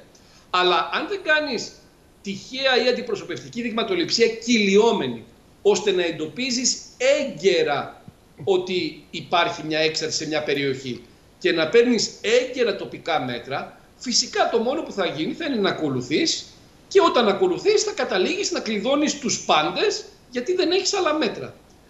Το μόνο που μας έχει μείνει λοιπόν είναι αυτό που είπε ο κύριος Κουρέτας, τα μέτρα που παίρναμε πριν από αιώνες για άλλες πανδημίες. Αν δεν βάλεις μπρος την πρωτοβάθμια φροντίδα υγείας και περιμένεις το νοσοκομείο να γίνει κέντρο δειγματοληψίας, κέντρο διαγνωστικού ελέγχου, κέντρο απομόνωσης ολιγοσυμπτωματικών ή ατόμων που δεν χρήζουν πραγματικά νοσοκομιακής φροντίδας, ποιο σύστημα υγείας θα άντεχε στον κόσμο? Κανένα. Κύριε Φαρσέλη, ναι. Και πρέπει να δεν έχω άλλο χρόνο. Επιπλοκές. Δεν έχω άλλο χρόνο. Επιπλοκές των μέτρων. Θέλω να σας ευχαριστήσω και τους δύο πάντως, γιατί δώσατε το στίγμα σας. Θα επανέλθουμε ούτως ή άλλως. Κύριο Ιωαννίδη, πριν πάμε στον επίλογο, θέλω να ακούσετε και τον κύριο Βανταράκη, ο οποίος είναι καθηγητής επιδημιολογίας στο Πανεπιστήμιο της Πάτρας και πρόεδρος όλων των βιοεπιστημόνων Ελλάδος. Κύριε Βανταράκη, καλησπέρα και σε εσάς. Καλησπέρα σας. Καλησπέρα και στους φιλοξενούμενούς σας. Και τον κύριο Ιωαννίδη, που τον είχαμε και στην Πάτρα πέρσι. Κύριε Βανταράκη, πείτε μου σας παρακαλώ πολύ, εδώ που φτάσαμε, συζητάμε για αυτό που ξεκινά για 3 εβδομάδες, το lockdown. Το ερώτημα είναι, αυτή είναι κατά τη γνώμη σας η σωστή κίνηση εδώ που φτάσαμε, πρώτον, και δεύτερον, μετά τι? Διότι 7 μήνες φαίνεται οι περισσότεροι συμφωνούν, χάθηκε χρόνος, τουλάχιστον στο πώς καταγράφαμε επιδημιολογικά το που κινείται ο πληθυσμός, και εσείς μας είπατε ότι από τον Αύγουστο, θυμάμαι σε μια ραδιοφωνική εκπομπή το είπατε, ακόμη περιμένετε να σας απαντήσουν 6 εργαστήρια των πατρών, να τα μάθουν οι Έλληνες και όλη της Ελλάδος εργαστήρια παρακαλώ πολύ, αν μπορείτε να συμβάλλετε στην καταγραφή του πληθυσμού άκουσον. Λοιπόν... Ναι, κύριε Σαχίνη, τα έχουμε πει αρκετές φορές. Ξέρετε την άποψή μου για το lockdown. Είμαι απολύτως αντίθετος, ειδικά και στο χρόνο τον οποίο γίνεται. Διότι, όπως καταλαβαίνετε, και αυτό που είπε ο κ. Φασαλινός, τον άκουσα, και ο κ. Ιωαννίδης, είναι το timing αυτή τη στιγμή δεν είναι το κατάλληλο. Καταρχήν, είμαστε σε μια χώρα η οποία ακόμα δεν έχει μπει σε χειμώνα. Άρα, αυτό που βλέπουμε αυτή τη στιγμή είναι, υποτίθεται, τα μέτρα τα οποία έχουν ληφθεί από τον προηγούμενο Σεπτέμβρη. Δηλαδή, με τα μέτρα από το Σεπτέμβρη που πουλήθηκαν με το άνοιγμα των σχολείων, φτάσαμε να έχουμε σχεδόν δεκαπλασιασμό των κρουσμάτων. Άρα, το ζήτημα είναι τα μέτρα μήπως ήταν άκυρα, μήπως ήταν ανεφάρμοστα, μήπως ήταν μέτρα τα οποία δεν μπορούσαν να εφαρμοστούν στον ελληνικό πληθυσμό. Και μπορούμε να τα σχολιάσουμε αυτά. Αλλά να σας πω ένα χαρακτηριστικό που συνέβη. Βγαίνουμε πριν την ανακοίνωση για το lockdown που έγινε χτες ήταν Πέμπτη. Πριν 2 μέρες ανακοινώθηκαν μέτρα έξτρα για κάποιες περιοχές. Δεν περιμέναμε να δούμε τα μέτρα αυτά, αν αποδίδουν καταρχήν, και βγαίνουμε σε ένα επόμενο επίπεδο και κάνουμε ολικό lockdown στη χώρα.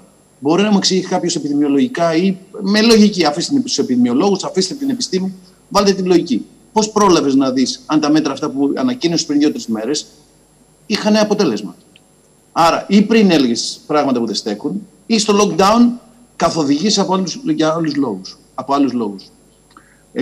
Και όχι μόνο πώς πρόλαβες, κύριε Βανταράκη, γιατί να γίνει οριζόντια όταν περιοχές, η Κρήτη θα σας πω ένα παράδειγμα, ή η Νότια Πελοπόννησο έχουν πολύ πιο χαμηλούς δείκτες. Γιατί και αυτοί να παρασύρθουν, να περιμένουμε, καλά λέτε, να δούμε τι θα γίνει στη Θεσσαλονίκη, ή μήπως επειδή θα αρχίσουν να μεταφέρονται στις ΜΕΘ αυτών των νοσοκομείων από τις άλλες περιοχές, πρέπει να μπούμε όλοι, επειδή δεν έχουμε ΜΕΘ?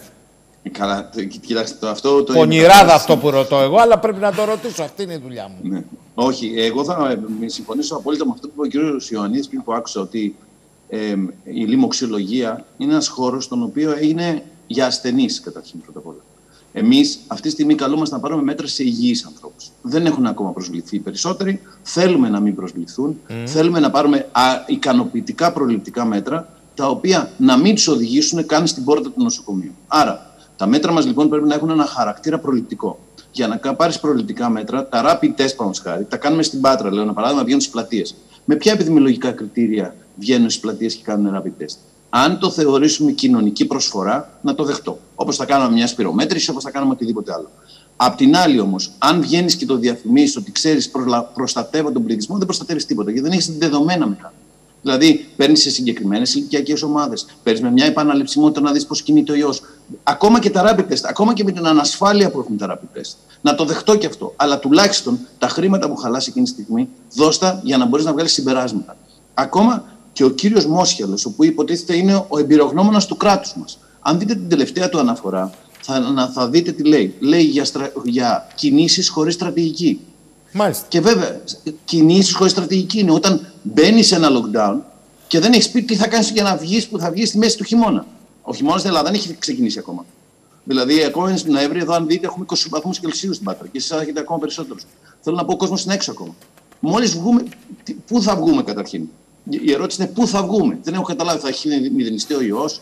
Δηλαδή, σε 20 μέρες θα έχει εξαφανιστεί ο ιός από την Ελλάδα? Κύριε Βαταράκη, νομίζω ότι σε πύρωση είναι αυτό που λέτε και συγγνώμη που σας διακόπτω. Μία συνάδελφός σας παλαιότερη, άρα εμπειρότερη, δεν θα πω τίποτα περισσότερο, η κυρία Λινού, είπε χθες πολύ χαρακτηριστικά, διαβάζω, δεν αρκεί αυτό το πράγμα. Το μετά πάμε πού? Δεν έχουμε εικόνα. Δεν ξέρουμε αν θα είναι ψηλότερα, χαμηλότερα ή όχι. Άρα δεν μας λύνει τίποτα, λέει, μόνη της η καραντίνα αυτή. Κοιτάξτε, κύριε Σαχίνη, ότι δεν έχουν πάρθει μέτρα όλο αυτόν τον καιρό είναι ξεκάθαρο. Δεν μίλησε κανένας και ενοχλούμε αρκετά με συναδέλφους, διότι κρύβονται. Το λέω τώρα πια με όλη αν θέλετε, το θάρρος να πω κάτι τέτοιο, ακόμα για συναδέλφους, γιατί δεν είναι δυνατόν να μην έχουν ονοματιστεί τα μέσα μαζικής μεταφοράς. Δεν είναι δυνατόν να μην μιλάμε με ειλικρίνεια. Ζούμε σε μια πανδημία, σε μια κατάσταση στην οποία θεωρούμε ότι θέλουμε να προστατεύσουμε τον πληθυσμό. Ο πληθυσμός στα θέματα δημόσιας υγείας θα πρέπει να είναι προστατευμένος και συμμέτοχος. Δεν μπορείς να τον έχεις απέναντί σου. Αν τον δημιουργήσεις τέτοιες ανασφάλειες, τέτοια αν θέλετε αβεβαιότητα, τέτοια έλλειψη εμπιστοσύνης, αυτό που θα καταλήξεις θα είναι να μην τα εφαρμόσει. Ξέρετε ποιο είναι το πρόβλημα? Ότι οι περισσότεροι από τους ανθρώπους, δυστυχώς εκεί, αν ψάξετε μια και άκουσα τις αναφορές που είπατε, δεν γνωρίζουν τις μελέτες πεδίου. Η μελέτη πεδίου είναι άλλο πράγμα από τις μελέτες, μια κλινική μελέτη, παραδείγματος χάρη, ενός φαρμάκου. Είναι ένας πληθυσμός διαφορετικός που έχει τα δικά του χαρακτηριστικά, πρέπει να μιλήσει τη δική του γλώσσα. Όταν, παραδείγματος χάρη, γινόντουσαν μελέτες πεδίου για το AIDS, είχαν βγει στους δρόμους και προσπαθούσαν να πείσουμε τους ανθρώπους να χρησιμοποιήσουν προφυλακτικό κτλ. Αυτά ήταν προληπτικά μέτρα. Το ίδιο πράγμα λοιπόν και εδώ. Αυτή τη στιγμή σε άλλα χαρακτηριστικά. Πρέπει να βγεις και να καταλάβεις τον παλμό της κοινωνίας. Και η κοινωνία θα σε συνδράμει σε αυτό γιατί τη θέλεις. Αν δεν την έχεις μαζί σου την κοινωνία, ακόμα και το lockdown που νομίζετε αυτή τη στιγμή ότι δεν θα έχει εφαρμογή. Γιατί ο κόσμος θα βρει τρόπους. Εννοείται τις πατέντες. Ο κύριος Ιωαννίδης είπε κάτι πιο σκληρό. Βάζουμε μέσα εν δυνάμει κόσμο που τώρα έχει μολυνθεί και επειδή λέει κύριε Σαχίνη, αυτό κατάλαβα, κύριε Ιωαννίδη, εδώ είστε, διαψεύστε με, δεν έχουν όλοι βίλες, δεν ζουν όλοι σε παλάτια, θα βάλουμε μολυσμένους πολύ πιο γρήγορα δίπλα στον παππού και τη γιαγιά. Παραδείγματος χάρη. Συμφωνείτε? Απολύτως. Με τον κύριο Ιωαννίδη τον έχω παρακολουθήσει και τις απόψεις του συμφωνώ απολύτως. Και να μου επιτρέψετε να πω και τον σέβομαι και τον πραγματικά η δουλειά του είναι αξεπέραστη. Το ζητούμενο είναι στο διατάφτα αυτή τη στιγμή. Ναι. Τι κάνουμε? Στο διατάφτα. Γιατί εσείς έχετε πει και μια βαριά έκφραση. Ότι κάποιοι έκαναν σε αυτές τις συνθήκες πανδημίας, την είπατε με πόνο ψυχής, αλλά την είπατε επάγγελμα την πανδημία. Είπατε. Μα είναι ξεκάθαρο ότι κάποιοι το έχουν κάνει επάγγελμα και θα το δείτε μόλις τελειώσει η πανδημία. Θα καταλάβετε τι εννοώ. Όταν τελειώσει η πανδημία, πού θα βρίσκονται κάποιοι από όλους αυτούς? Το ζητούμενο είναι ότι όταν δεν εξαρτάσαι από τέτοια πράγματα, μπορείς να μιλάς και πολύ πιο ελεύθερα. Ξαναλέω για άλλη μια φορά. Στο διατάφτα, φτάσαμε στο διατάφτα αυτή τη στιγμή. Δυστυχώς στο διατάφτα δεν σου αφήνουν περιθώρια να μιλήσεις, να το πω έτσι. Όπως είπε και ο κ. Φασαρινός, όταν λες ότι ξέρεις πραγματικά έχετε κάνει τρελά λάθη, το αποτέλεσμα ποιο είναι? Να σου πούνε ότι είσαι αντίθετος. Κάποιος συνάδελφος της Επιτροπής μου είπε το εξής. Μου λέει, είσαι αρνητής της μάσκας. Τώρα αυτή τη στιγμή τι να πω, τι να απαντήσω σε αυτό? Τι μπορώ να απαντήσω σε αυτό, σε κάτι τέτοιο? Δηλαδή, βάλαμε τη μάσκα το μεγαλύτερο εργαλείο υποτίθεται της αντιμετώπισης μας του κορονοϊού. Υπάρχουν τεχνολογικά επιτεύγματα ισχυρότατα. Και να βάλω και μια ερώτηση. Θέλετε να συγκρίνουμε τις ευρωπαϊκές χώρες αυτή τη στιγμή με τις ασιατικές χώρες, τα κρούσματά τους, και να δούμε τι γίνεται? Γιατί οι ασιατικές χώρες που αυξήσανε τρελά τον αριθμό των διαγνωστικών τεστ καταφέρουν να μειώσουν σημαντικά τον αριθμό των κρούσματων? Γιατί εμείς ακόμα πάμε στα τυφλά. Αυτό που αναφέρατε για τα εργαστήρια που αναφέρατε πριν, είμαστε κι εμείς, όπως είπε και ο κύριος Κουρέτας, περιμένουμε ακόμα την απάντηση.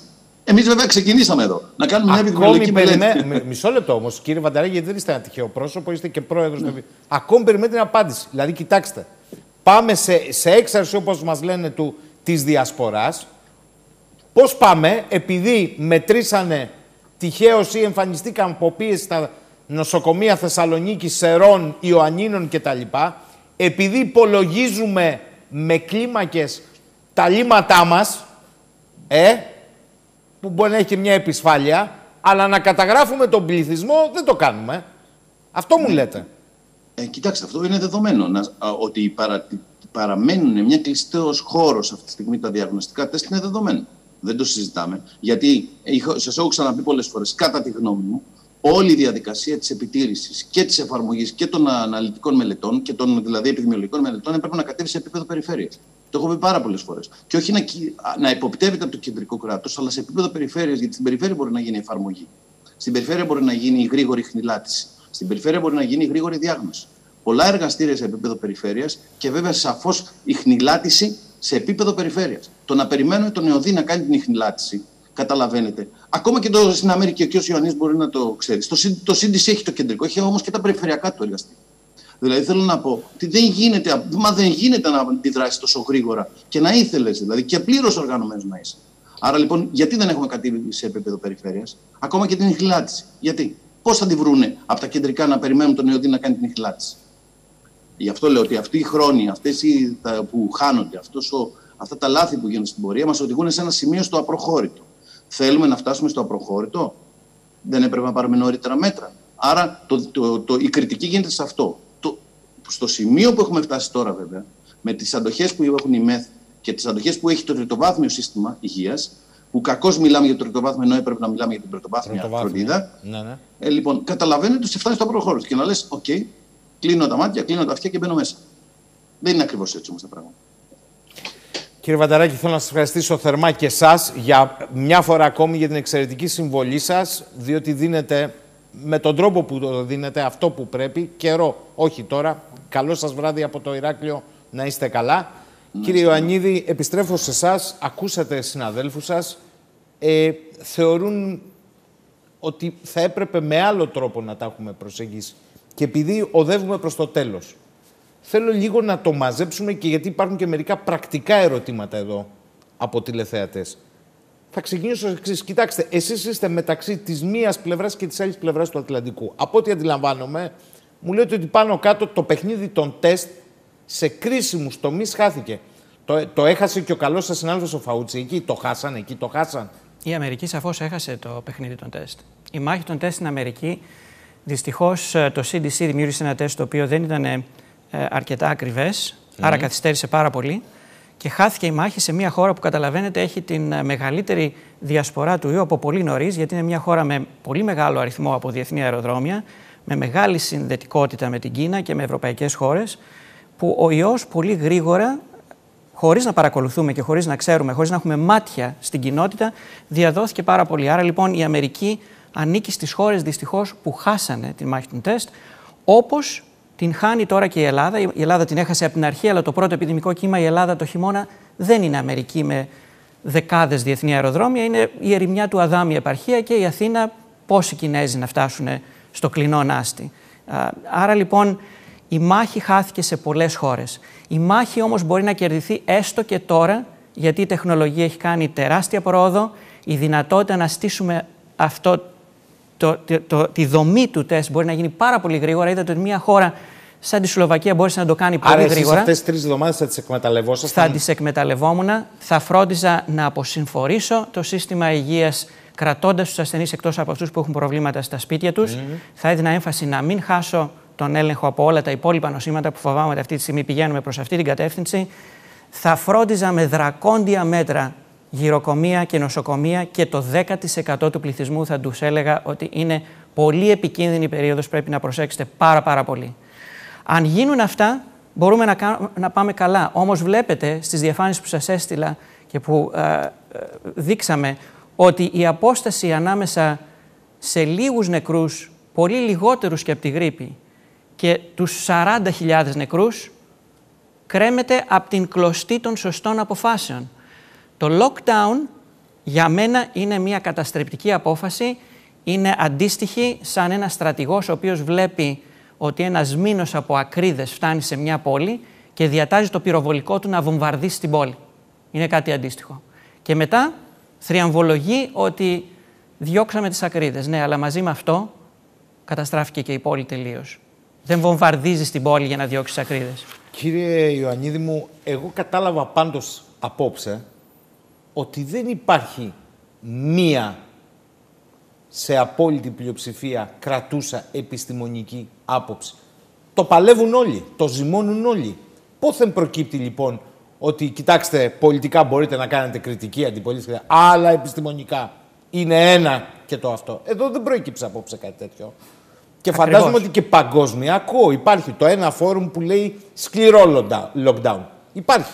Ακριβώς. Υπάρχει το στην ίδια τη Γερμανία που την έχουν κάποιοι πρότυπο. Συγκρούονται δύο κορυφαία στην τούτα. Το ένα, αν θυμάμαι καλά, είναι το Max Planck που λέει ολικό lockdown. Και το άλλο είναι στην Ιρεβέρη, δεν θυμάμαι το όνομα τώρα, μου διαφεύγει, που λέει όχι ολικό.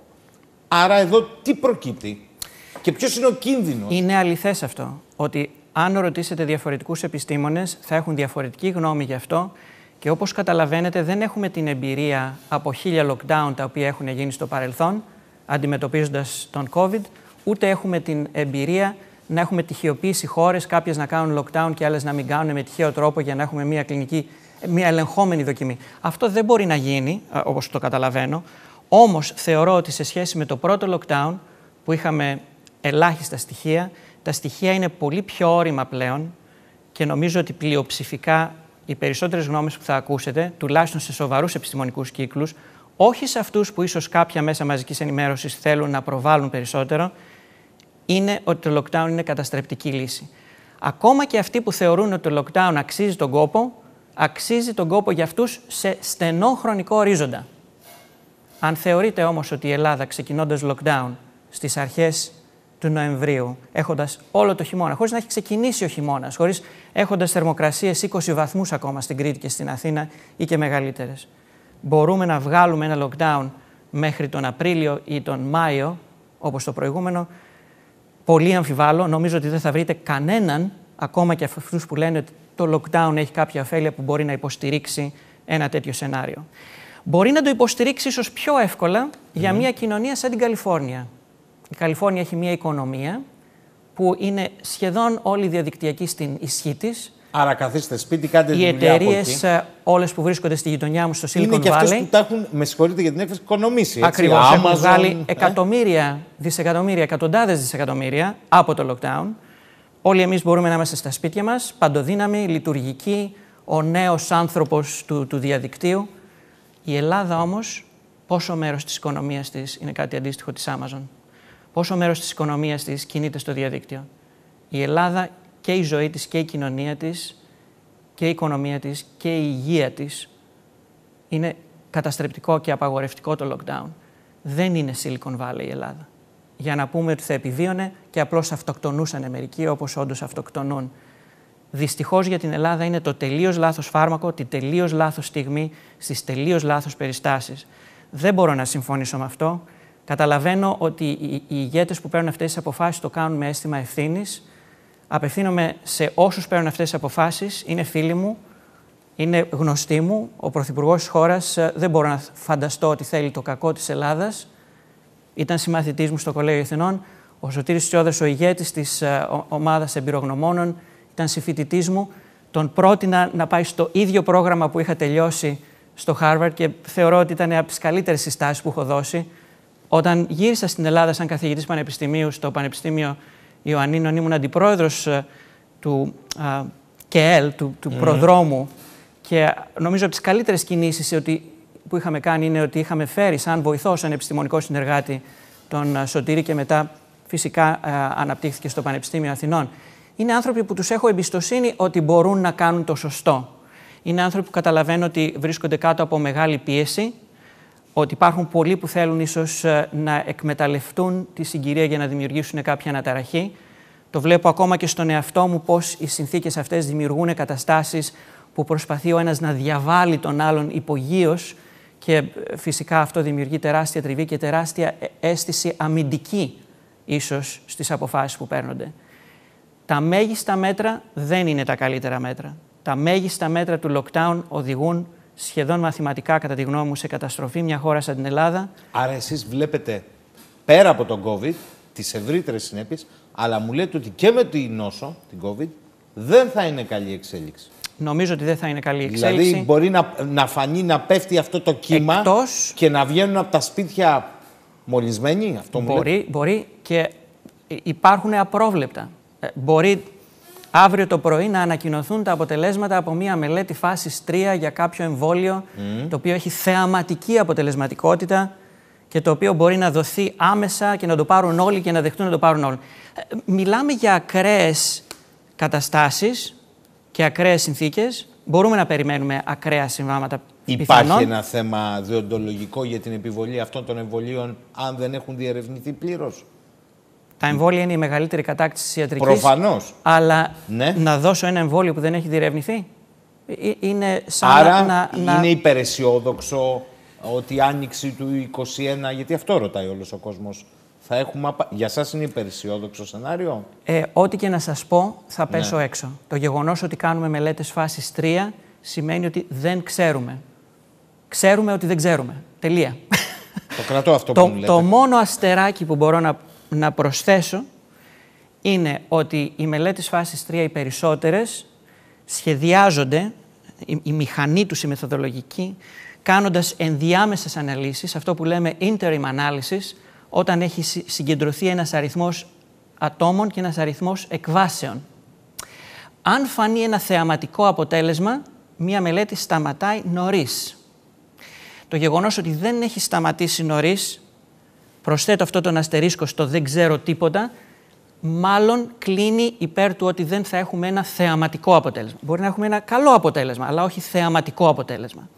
Αυτό θα το δούμε. Πότε? Ελπίζω σύντομα, όσο συντομότερο το καλύτερο, αλλά δεν είναι λύση, γιατί το εμβόλιο ακόμα και να βρεθεί και να είναι αποτελεσματικό, δεν θα το έχουμε σε 3 εβδομάδες να το πάρει όλος ο ελληνικός πληθυσμός. Το lockdown των 3 εβδομάδων, που οδηγεί στις άλλες 3 εβδομάδες, οδηγεί στους 3 μήνες, και μετά δεν ξέρω αν θα μιλάμε για Ελλάδα για τους επόμενους 3. Κύριε Ιωαννίδη, για να κλείσω αυτό το κεφάλαιο, γιατί θέλω να κλείσουμε και κάπως διαφορετικά. Τελικώς, μήπως θα έπρεπε να δούμε περισσότερο, αναρωτιέμαι, ένα μοντέλο τύπου Σουηδίας, ή ούτε αυτό περπάτησε? Και τι είναι καλύτερο τελικώς? Διότι κοιτάξτε, εάν το βάλω έτσι όπως το λέτε επιδημιολογικά, μια χαρά το είπατε, να δω ποιος είναι ο υγιής πληθυσμός, πώς θα προστατεύσω τον ευάλωτο πληθυσμό και να μην κάνω την αντίστροφη προστασία.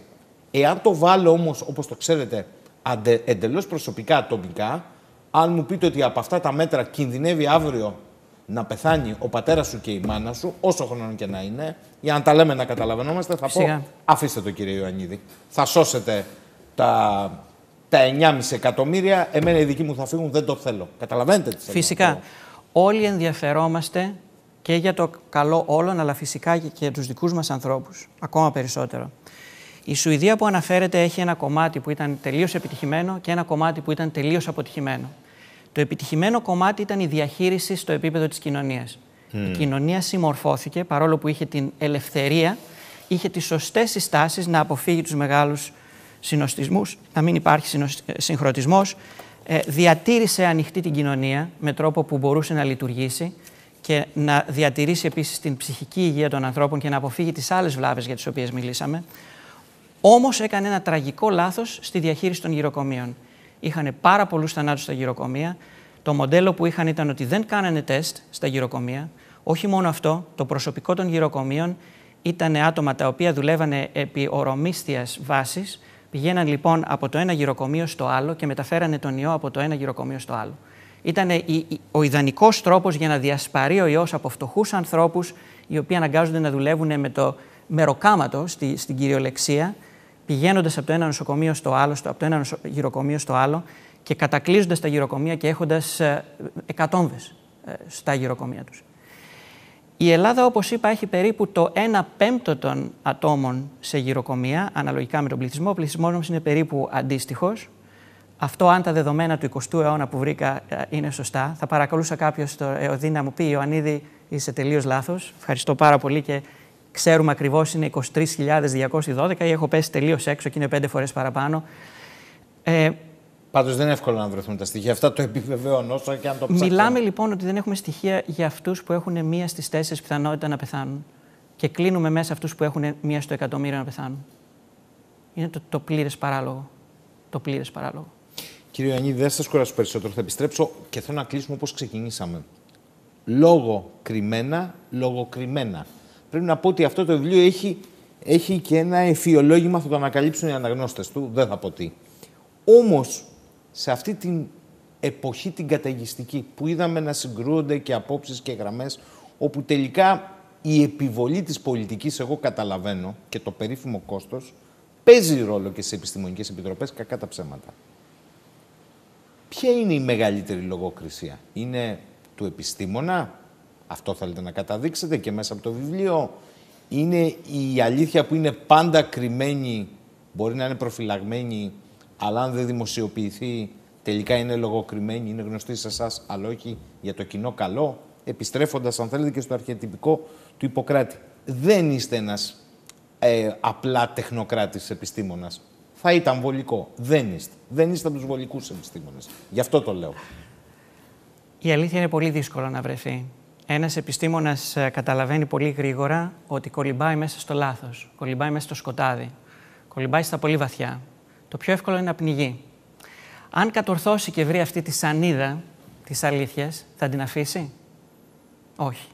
Η υποχρέωση ενός επιστήμονα είναι να παλέψει για την αλήθεια. Τα ψήγματα της αλήθειας που μπορεί να ανακαλύψει έχουν σημασία.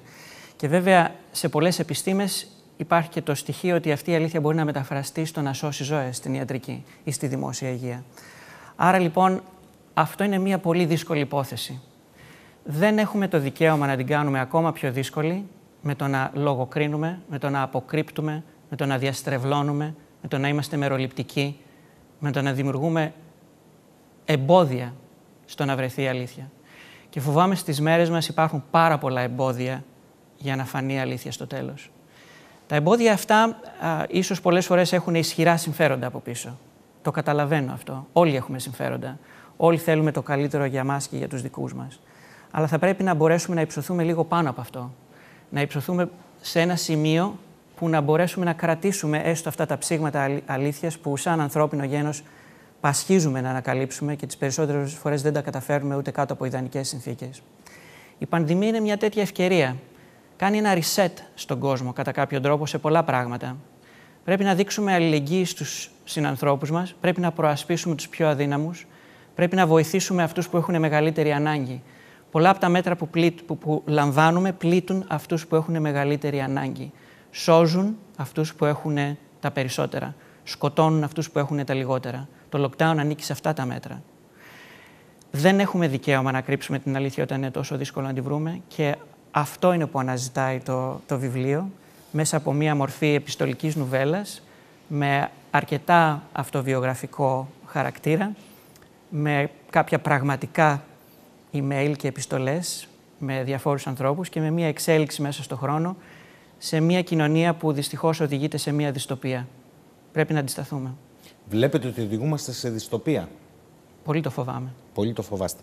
Εγώ θέλω να ευχαριστήσω έναν από τους κορυφαίους Έλληνες επιστήμονες που μπήκε αρχικώς στον κόπο να βρεθεί στην αγαπημένη Κρήτη, να έρθει όμως να μας τιμήσει με την παρουσία του απόψε στην εκπομπή. Κυρίως όμως μου κάνει εντύπωση ότι ένας άνθρωπος που ετοίμασε λιμπρέτο για την εθνική λυρική σκηνή, αυτός ο ίδιος άνθρωπος μιλάει με τόσο κοφτό, επιθετικό με ήπια μεν μορφή, αλλά επιθετικό ύφος για όλα αυτά που μας προβληματίζουν με αφορμή αυτή την πανδημία και όχι μόνο. Σας ευχαριστώ θερμά, κύριε Ιωαννίδη, για την παρουσία σας. Εγώ εδώ. σας ευχαριστώ να είστε πολύ. καλά. Φίλες και φίλοι, ευχαριστώ και εσάς, όπως φυσικά και όσους πέρασαν και μας τίμησαν με την παρουσία τους απόψε στην εκπομπή. Νομίζω όμως ότι τουλάχιστον με τον κύριο Ιωαννίδη προσπαθήσαμε να δώσουμε μία οπτική. Αν καταδείχθηκε κατά τη γνώμη μου κάτι απόψε, είναι τελικώς ότι η επιστήμη έτσι πάει μπροστά, όχι με τη μία άποψη, όχι με το αλάθητο. Αυτό ας το διεκδικεί ο κάθε Πάπας. Καλό βράδυ.